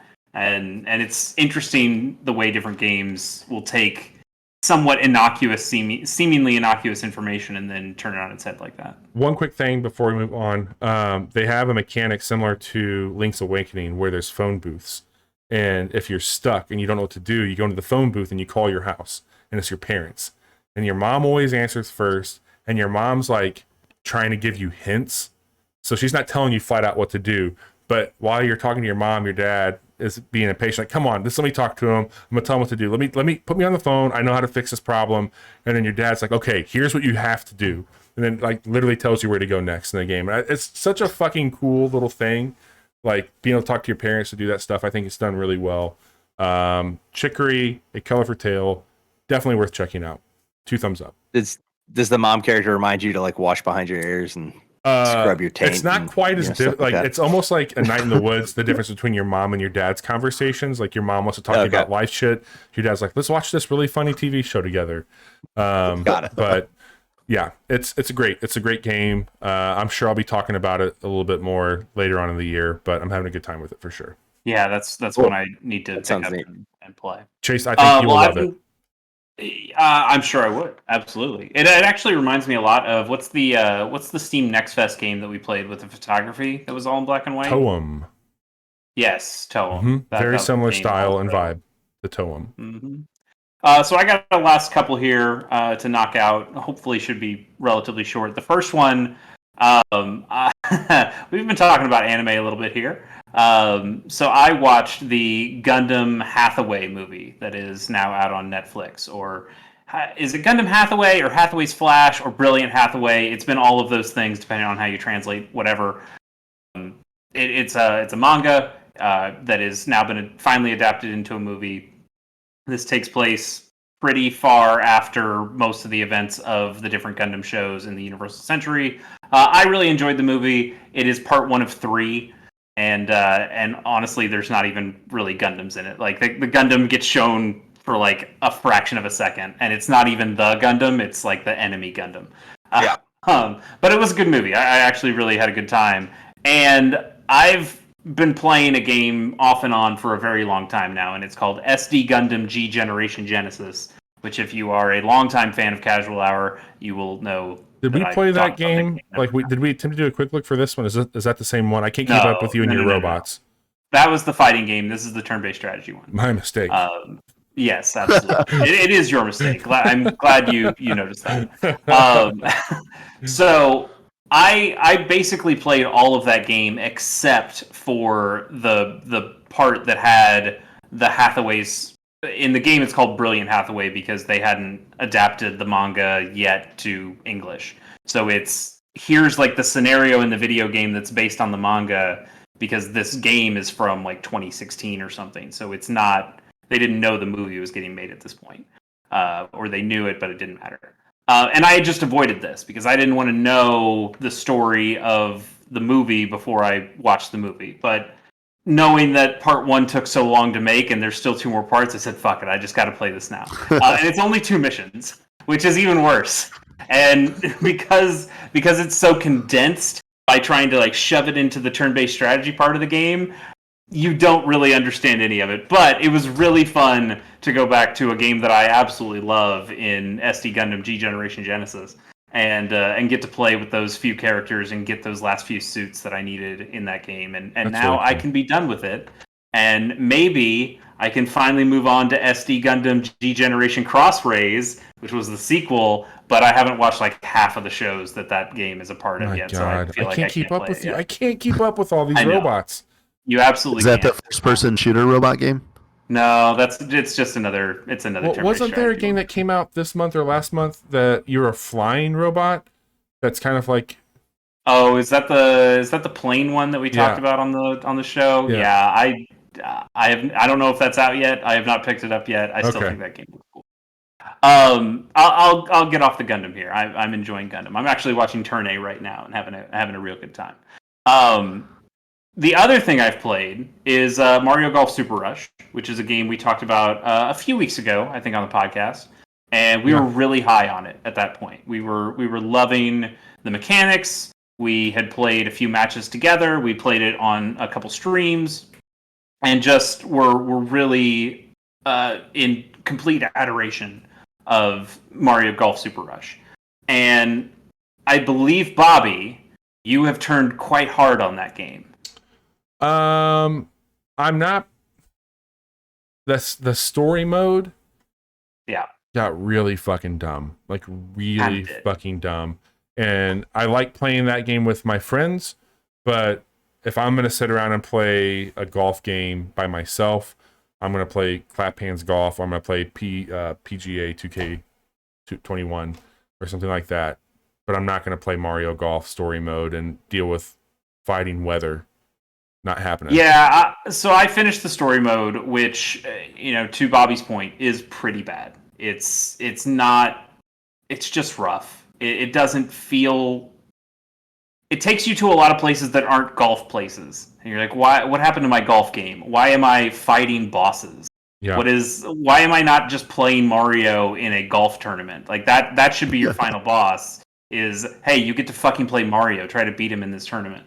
Yeah. Instead, you're lobbing shots at this knight statue as it tries to shoot lightning bolts at you. You're trying to take down this big, weird snowman dude. It deals with climate change, legitimately. It's very dumb. It's just not. It's not great. Yeah. But I still think it has some of the best golf mechanics that I've played in a golf game. It is very arcadey. It's very easy to hit very long, straight shots. But there's just enough technique when you get to, how can you change this birdie to an eagle? How can you really get your putting right? How can you find shortcuts in the easier courses? How can you find ways of making them even easier by finding just ways to master them? And that has been really fun for me. Bobby, did you even know there are different golf club sets that you can get for the main characters? Yeah, we talked about that when we were deciding on whether or not to play with Mii's or not. And we were talking about... It's different than that. What do you mean? So there are special star and superstar golf club sets for each of the 16 non-Mii playable characters. Your Marios. Yeah, your that's how you shape your shots a little bit more with those Mario characters, right? Yes and no. Like these clubs, these different sets of clubs have slightly different abilities to them, and will change the way that your character can play. But to get them, you have to get 1,000 points or 3,000 points for the superstar set for each of these characters individually. And you get points by just playing the game with these characters. So you get like 10 points per hole, but if you get a birdie, you get an extra 10 points. If you get an eagle, you get 20 points. I don't think they show that in the game very well. They don't tell you that. No. I didn't even know that until I was playing with a friend, and he's like, "Oh, you don't have the superstar set?" What the fuck are you talking about? But I finally found it in the game. It's like, oh, okay. So I unlocked the star set for King Bob-omb tonight by just playing a couple of 18-hole matches and having a good time, because I still just really like the way that game plays, even though I think the courses are a little bit lacking and also just not very many of them, and the story mode is still bad. But it's cool. Like King Bob-omb can now hit 245-yard shots instead of 230-yard shots, but they have much less control, but they also have much more spin. So it's different ways of adjusting how you want to play with these characters, which I found to be really cool, and also just something to keep grinding for. You have all the characters at the beginning of the game. You can get the courses pretty quickly because there aren't that many of them.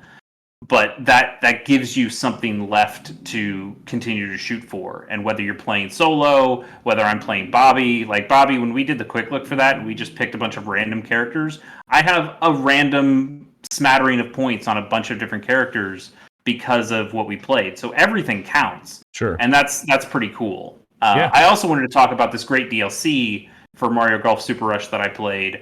It's called Real Fucking Golf.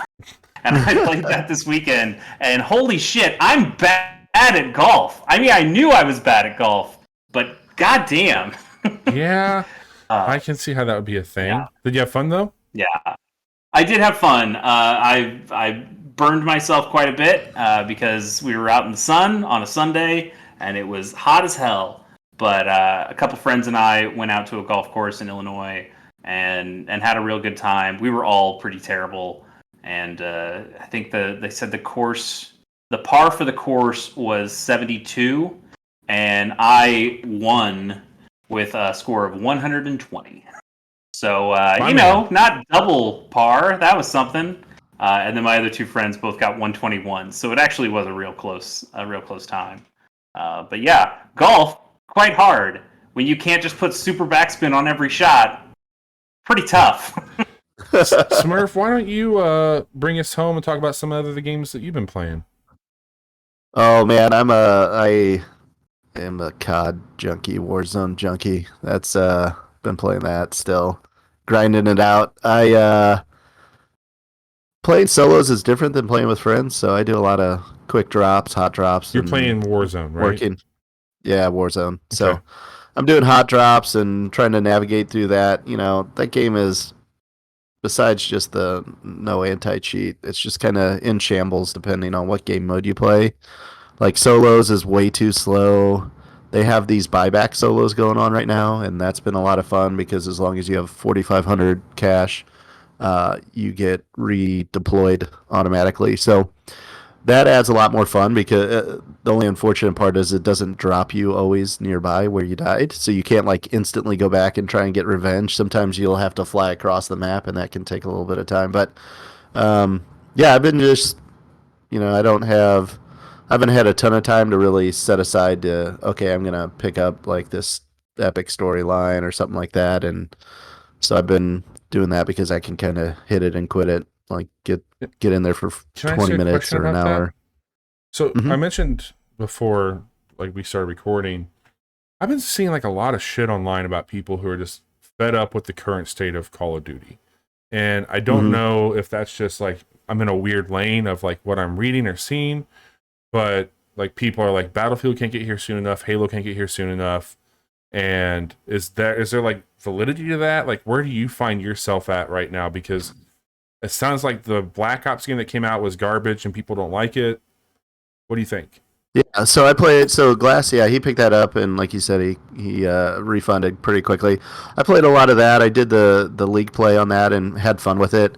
I usually prefer to play hardcore mode on the multiplayer experiences, and so it's, I could get away with being a little less accurate. I don't have to get a headshot to win every gunfight. I can get a body shot and still win gunfights. So Warzone, man, it just feels like they just want money. Like they're not even it's not like Fortnite, where Fortnite is at least giving you really Warzone does have some cool cosmetics, but Fortnite redoes their map, like significant changes, right? When Aquaman was out, they flooded the whole thing. Now it's back and they have aliens flying around, and Warzone they tried to do some stuff with zombie mode, and that was fun for a time, but again, like there's just tweaks to the core mechanic. I think a lot of it's fatigue. Like we haven't had really a new option besides a Call of Duty game, right? Even Black Ops came out, which is still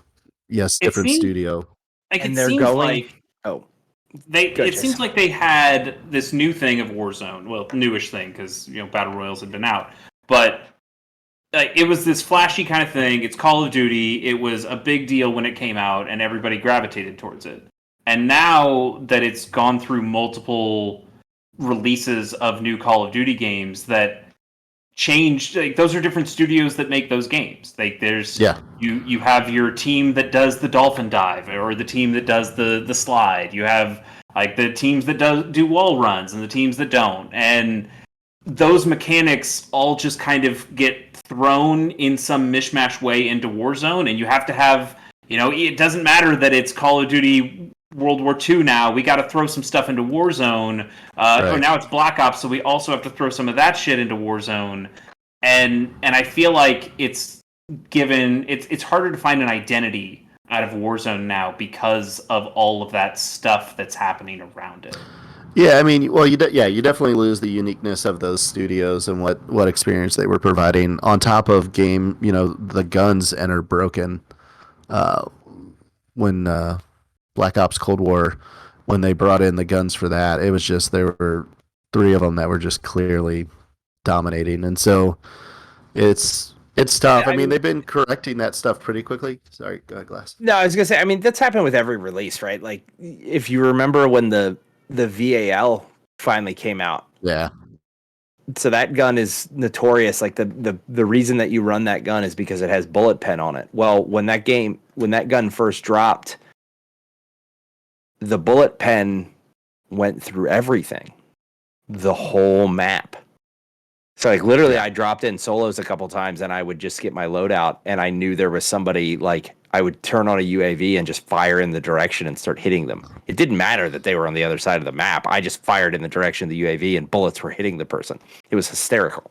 Like when you start a match of Halo and you just throw your sticky grenade as far as you can. Yeah, exactly. Holy shit, I got the kill. to Smurf's point, they are pretty quick to course correct, which is shocking for an Activision title. I think generally there's a little bit of fatigue around Battle Royale as a whole, right? If you look at it, I think Fortnite is always going to have its audience because Fortnite caters to a younger generation, and my middle son is like begging me because all his friends get to play Fortnite. I'm like,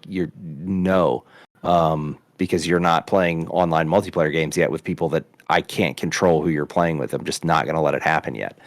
And I think the clamoring October 22nd can't come fast enough. I've already paid for the $140 version of that game. That's Battlefield, right? Anytime a Battlefield game comes out, I will play a Battlefield game over a Call of Duty any day. End of conversation. Is that how you feel, Smurf? Are you the same way? We'll play a Battlefield game over a Call of Duty. I mean, the experiences are completely different to me. Like the destructible environment of Battlefield, like it's more having a squad that knows how to work together is so much more important in Battlefield than any of the Modern War or Call of Duty games. Like, so when Glass and we had a group of guys, 6 guys, 7 guys that we would run every night for 4 or 5 hours. And we had 2 or 3 guys, me and another guy would snipe on the maps, and then we'd have 4 guys. And Glass would be he'd just run around and do all this murdering all over the place. Like, you didn't need any sort of coordination. Sure. I think. Yeah, I mean, that was Modern Warfare 3. Like, literally what Smurf's talking about is him and the other guy would post up. We would play either Search and Destroy or, some sort of team-based game, and they would post up around the objective and snipe. And then in Modern Warfare 3, if you had the MP7 with a set of perks, and I would literally run no sights with a silencer on that thing, and it was a laser beam, and by the time anybody got near the flag, it was just because they figured out a way to get past me because I was standing outside their spawn just murdering everybody. And I think they're too. I just enjoy so Call of Duty is hit scan, where it's you aim the crosshairs, you pull the trigger, and Modern Warfare has done a little bit of pan and scan, but it's still very much you aim the crosshairs, your bullets hit. Where Battlefield is pan and scan, and it is very much there's something just, and I think it's because I'm a shooter in real life. I do a lot of stuff with firearms. That is.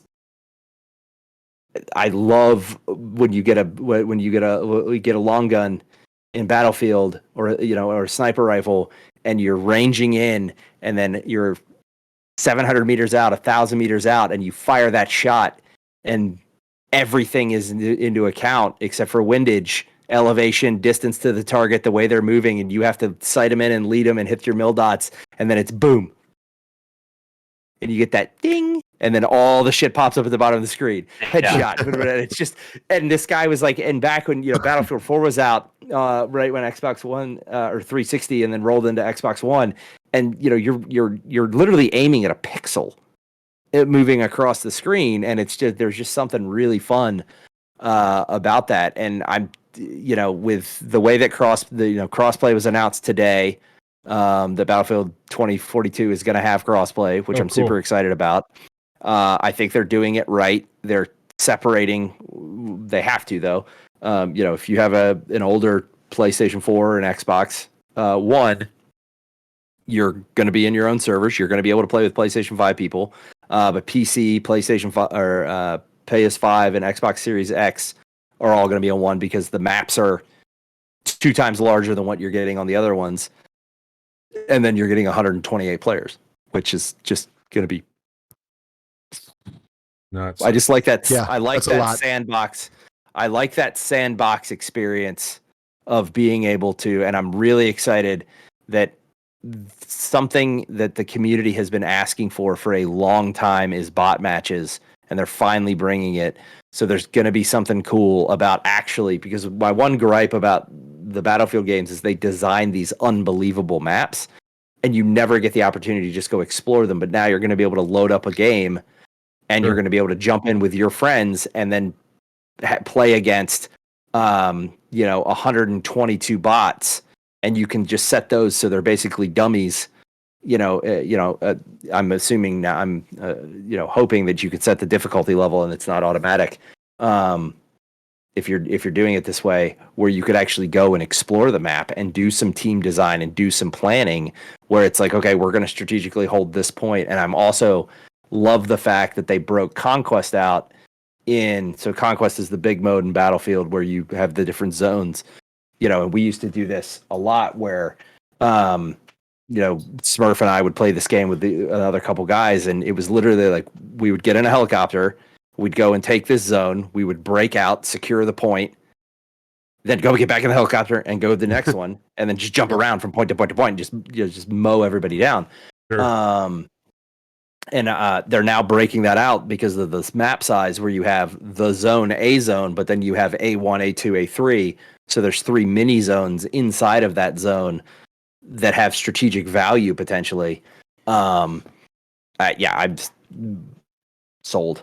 Let's go. That was my big wonder when I watched the trailers for that new Battlefield. Is like that game has always been extremely clippable. Like you mentioned, like you shoot that shot and there's just that anticipation and waiting and waiting and waiting, and boom, triple kill, like star. Like, right. Oh, that's very cool. But you watch something in that trailer where like, oh, they threw the C4 on the ATV, and then that jumps off the building, and then it explodes onto a helicopter, and that's obviously extremely awesome.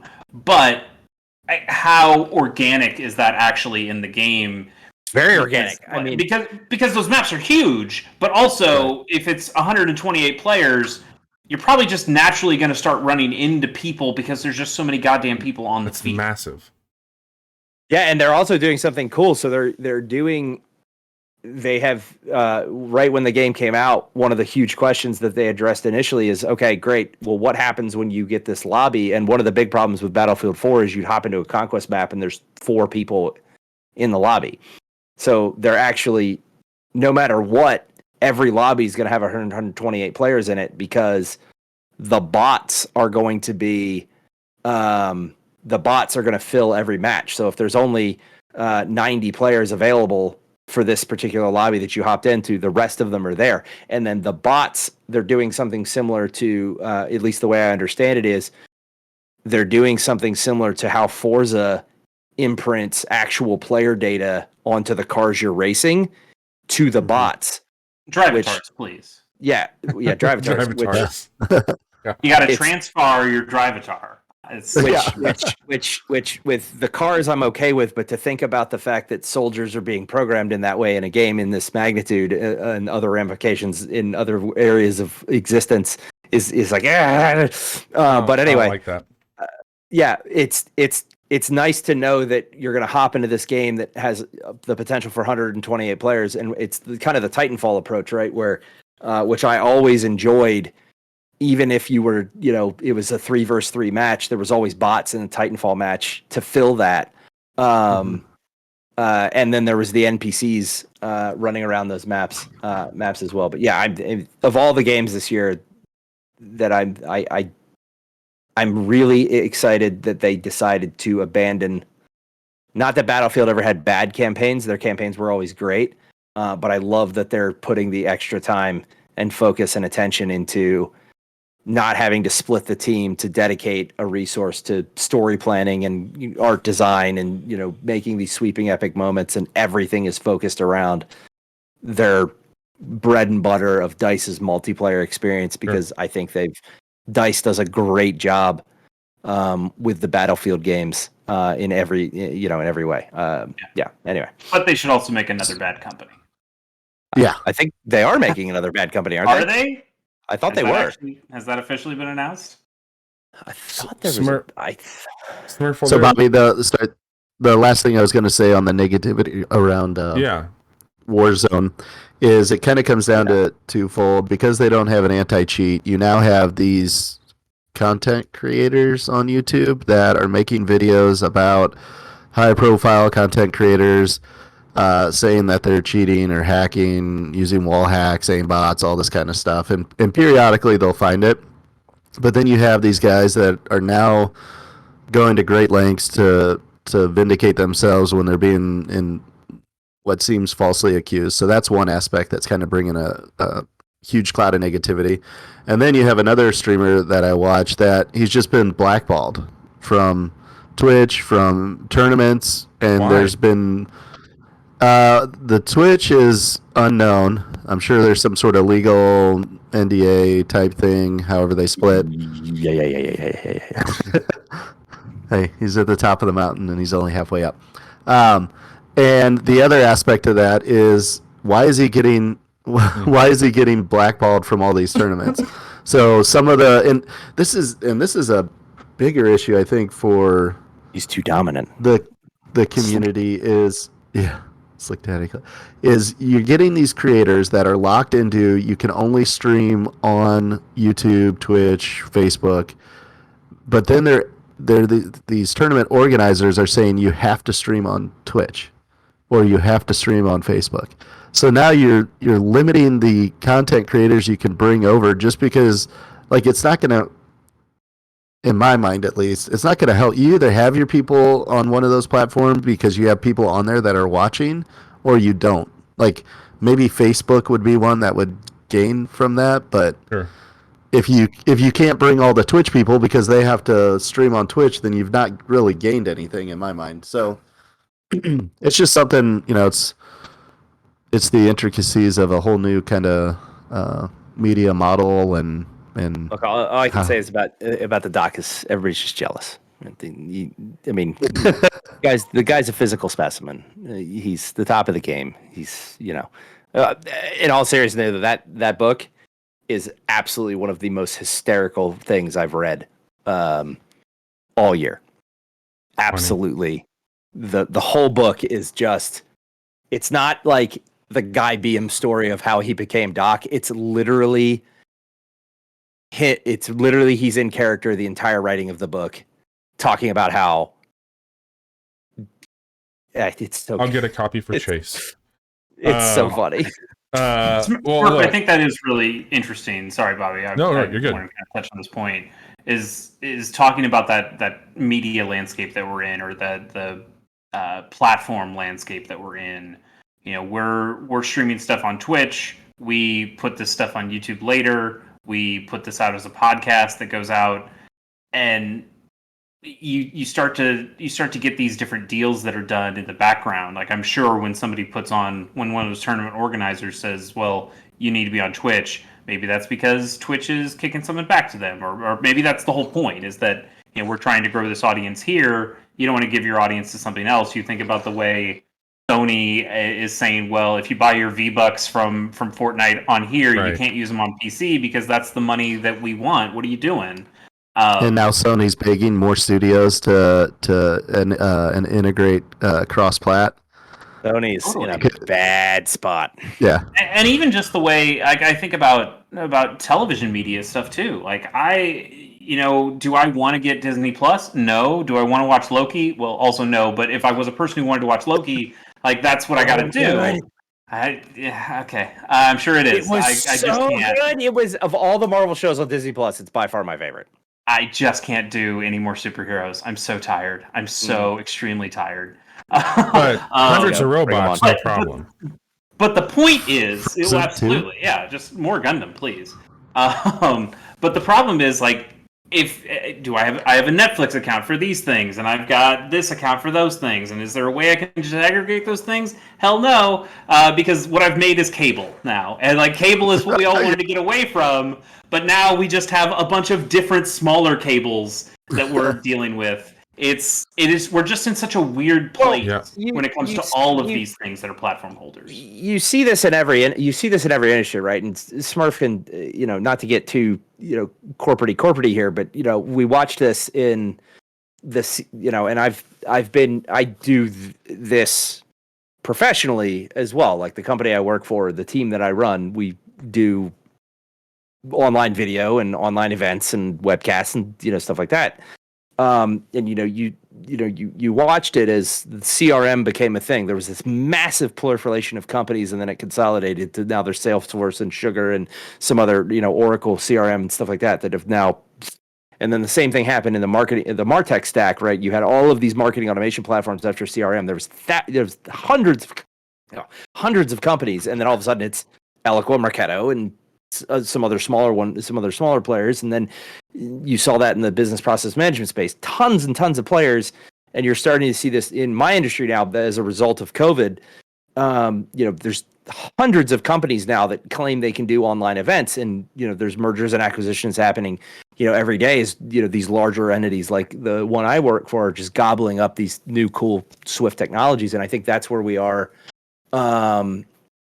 I think that's where we are now, and what you bring up is we're starting to see all these companies say, okay, cool, it's really easy for us now to develop an OTT over-the-top experience and everybody's like Apple TV and Amazon Fire Stick. No, I don't. The only thing I will ever buy, and the only company I will ever buy any streaming technology from for an OTT device, is Roku. I have a Roku hooked up to every TV. I love their devices. I love their user interfaces. I love the fact that I add a channel in one Roku. It's automatically added on every channel Roku in the house.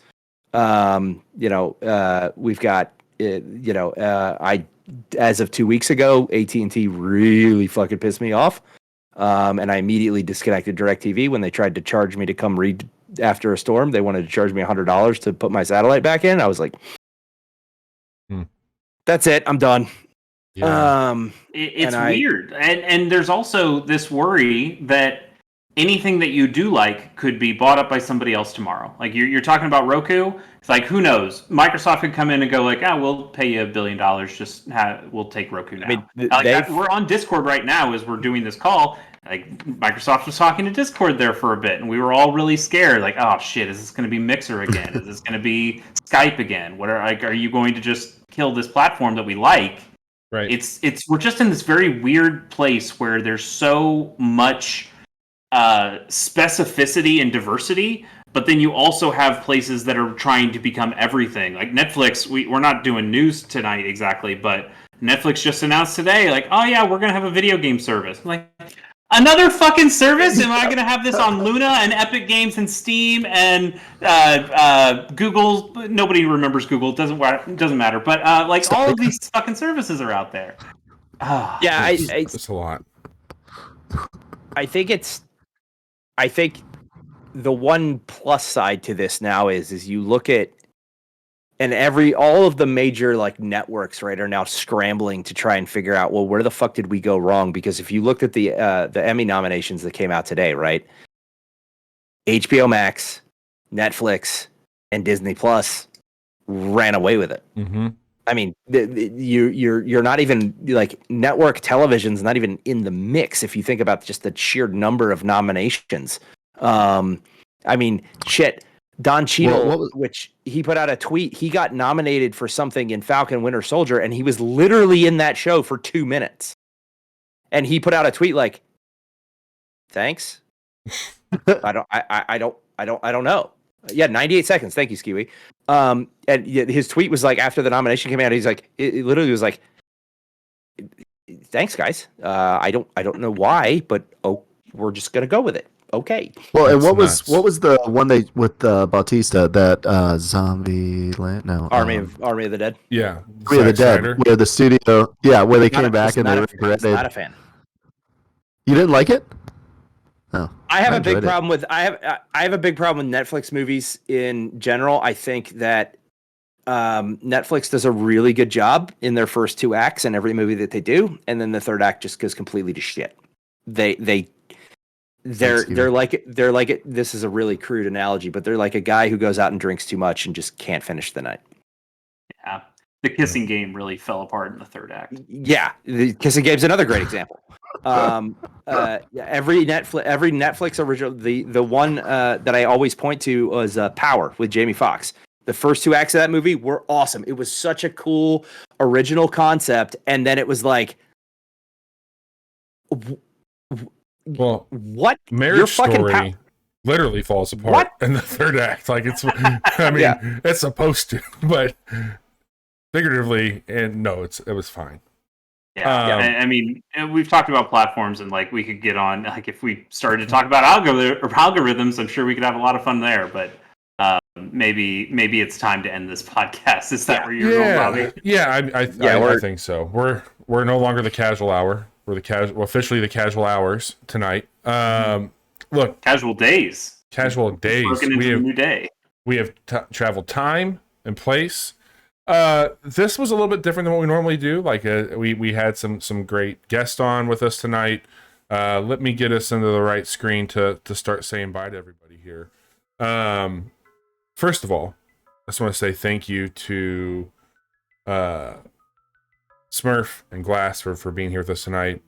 You are always welcome on the show.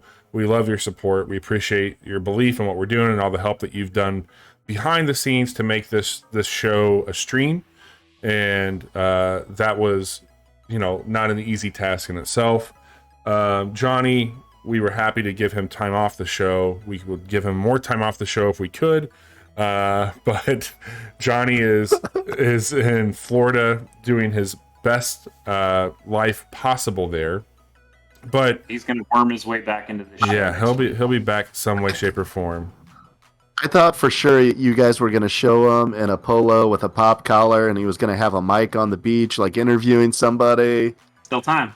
Yeah. I mean, look, Johnny, that would require Johnny doing something for the show. That's a good point. And we're just not quite there with him yet. But why don't we, before we plug our stuff here, you talked about some great games. Glass, I know that you're streaming. Go ahead and throw stuff up and the chat, whatever you need to do here. Like, where can people find you and what do you do? And it's at Hybrid Glass everywhere. I try and stream every Friday and Saturday night. It's been a struggle the last couple of weeks just with, not struggle. I mean, the family commitments are awesome. I've had, really good time. I'm going to stream this week, maybe play some Borderlands, and maybe stream some Scarlet Nexus. Like I said, it's just tough to stream that one because it's very slow in some of those points. It doesn't make for great, clippable, shareable content. And then later, I'm really excited. If you think about the fall lineup, we have a game coming out every month, especially if you're, as deep into the Xbox ecosystem as I am. That is just, I feel like this is the true launch of the next generation console cycle. COVID kind of delayed everything. I think Microsoft did a really good job in saying, hey, we're going to take the year, give everybody an extra year to polish up their games.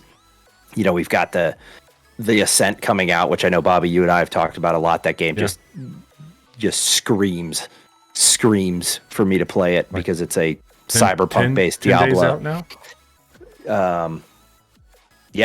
End of this month, and then then August. The end of August is the Aliens game, which is just shaping up to be something special after the unbelievable letdown that was Colonial Marines many moons ago.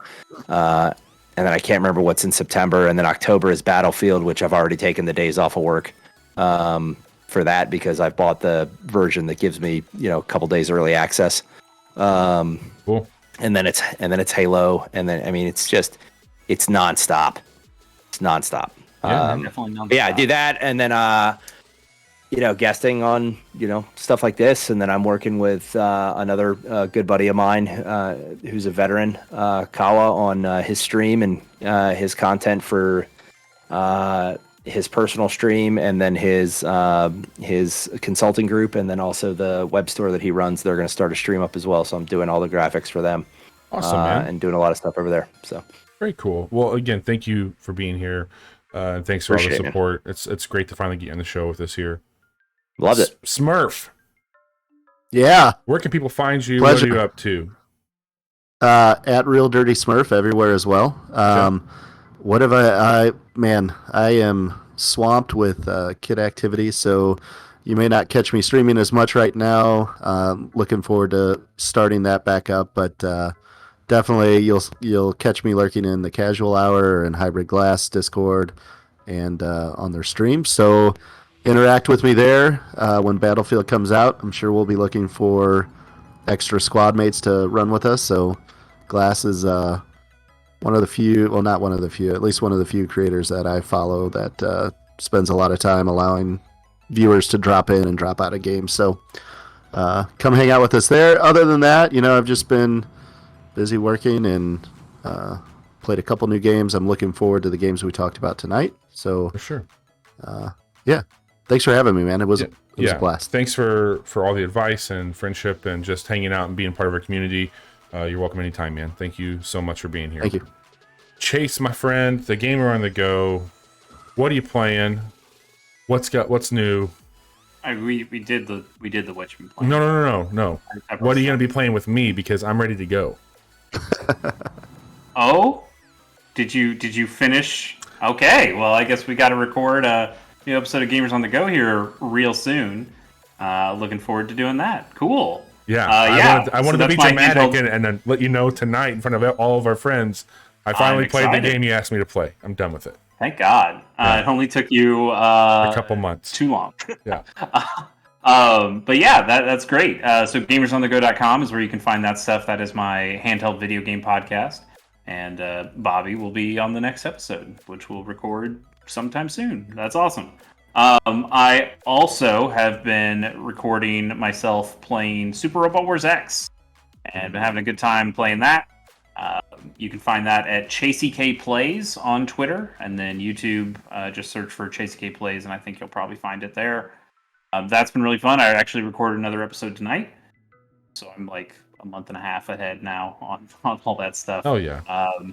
In fact, I broke a little bit of news that won't really break until a month and a half now. But the biggest news of the night, Bobby, we didn't cover it here, but we will just a little bit. Super Robot Wars 30 has a release date, and it's October 28th. Pretty excited. We're going to get to see Mazen Kaiser Infinitism, which I know is your favorite anime. That's mine. And then your second favorite anime, The King of Braves, Gao Gaigar Final versus Betterman. Second. I know you're just way into it. I actually don't know what any of those are. What I do know, though, is that I like four S's Gridman, which was an anime that showed up on Netflix, and I think is really good. So you can watch that, and there's actually another. There's the sequel that's out right now, but that's not in the game. But yeah, a lot of cool new franchises in there. Also, the original motherfucking Gundam is going to be in there, which is pretty exciting. That hasn't been in there for a while. So I'm pretty excited about that. I will probably not be playing that game on the channel because it's taking me forever to finish Super Robot Wars X. And holy shit, do I just want to play anything else right now? Man, didn't realize this was going to be a 70-part YouTube epic when I started it. If we can ever get to a point where we have like rewards for those watching our stream, which I think we're getting close to, I'm not quite sure.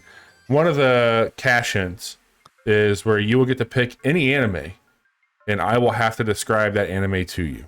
And that is going to be one of the rewards that you can cash in on once we get that set up here. But it hopefully is coming sometime soon. I think we have to be a certain point with Twitch before we can do that. I think we should probably just scrap the podcast that we're doing now and just do that as a podcast. Okay. Do an anime podcast with Bobby describing. Exactly. I was wondering. I'll just bring a random anime, and Bobby will tell me what it's about, and then I'll tell him what it's actually about, and then we'll be done. And watch it, and then make him watch. So, with the new Bleach, is the new Bleach still coming out? Are they going to start finishing the 1,000-year Blood War arc this year? Anyways, Bobby, it'll be out. It's supposed to come out this fall. Okay, I think the three of us should duct tape Bobby to a chair and use some tape to keep his eyes open and force him to watch all 600 episodes before that comes out. A Clockwork Bleach. With filler arcs? Yeah. Yeah, he's got to experience it all, good and bad. Okay, Chase. No Bount arc? No. Okay. No, sorry. Fuck the Bount. Oh, God. So if you want to follow around with what we got going on, we got some cool shit happening. So first and foremost, as a podcast, you can follow along where podcasts can be found. Every Friday at 9 a.m. Central, we go live. Or not live, I'm sorry. We post our live recordings that we do Wednesday nights of our show. If you are new to the show and you came over with one of our two lovely guests tonight, hello and welcome. Thanks for tuning in. We also do these things called Quick Looks, and we put those up usually on Tuesday mornings and Thursday mornings. We have a new one going up tomorrow. Crazy. No one ever thought to do this before. There's never nobody thought well, what if I just did a quick look of a video game? It's never crazy. Been done. We are the original proprietors of quick look video game content. But Chase and I usually put up 2 games a week. This past Tuesday, we actually did a quick look for Monster Hunter Stories 2. So we talked about that game briefly here. We're going to talk about that game a lot in December, but if you want to know a little bit more about it, go check out that video on our YouTube. You can follow that link right there in chat. If you're listening to this, look at the show info and you can follow it there. Tomorrow, we have another one of our Steam Next Fest demos going up for a game I'm really excited about called Terra Nil. And this is that restoration builder where you're restoring Earth back. And it's really cool. Very, very interesting. It's a Devolver game, so if you like what they're doing, we'll have that up tomorrow at 9 on our YouTube channel, so check that out. We'll also have a tweet going out for it. Monday nights is Casual Mondays. We started a new series this past week called XCOM Mondays, which we're really excited about. We're creating all of us from the show, and then our community members are going to be there with us, and we're going to do our best to keep everybody alive and healthy. Except Johnny, we just like an episode of the show, we beat him into an inch of his life, and he has 19 days to recover, and he'll be back out with his little pop gun and fighting those aliens. Johnny is basically the guy in Independence Day that's flying back up into the UFO. That's Johnny. I'm back, so we'll get him out Johnny's there. Our Kenny. He is Kenny. So Casual Mondays, XCOM Mondays. Every Monday we'll have that going right now with that series. I'm really excited about it. And then Fridays has usually been kind of a catch-all, where we're playing some of the newer stuff. So this Friday, I'm going to be playing, I don't know if Chase will be in town or not, but I'm going to be playing that Monster Hunter game we keep talking about. There is some co-op stuff on it, so we're going to go through some of those co-op missions potentially. I should be around. We can jump into a few of those. It's kind of a weird mode. That's probably not the most conducive for streaming. We might do a couple of those, but then I might just watch you play the game a little bit. Oh yeah, we could also play some golf. Yeah. So that's our show. That's what we've been up to. Again, thanks to our guests. This is a longer episode. Appreciate everybody who hung out and chat and supported us. If you could give us a like and follow where you can, we'd appreciate it here on the show. And we will be back Friday night with Monster Hunter Stories 2 Wings of Ruin on twitch.tv/thecasualhour. Gentlemen, have a great night. Take care. It's been awesome.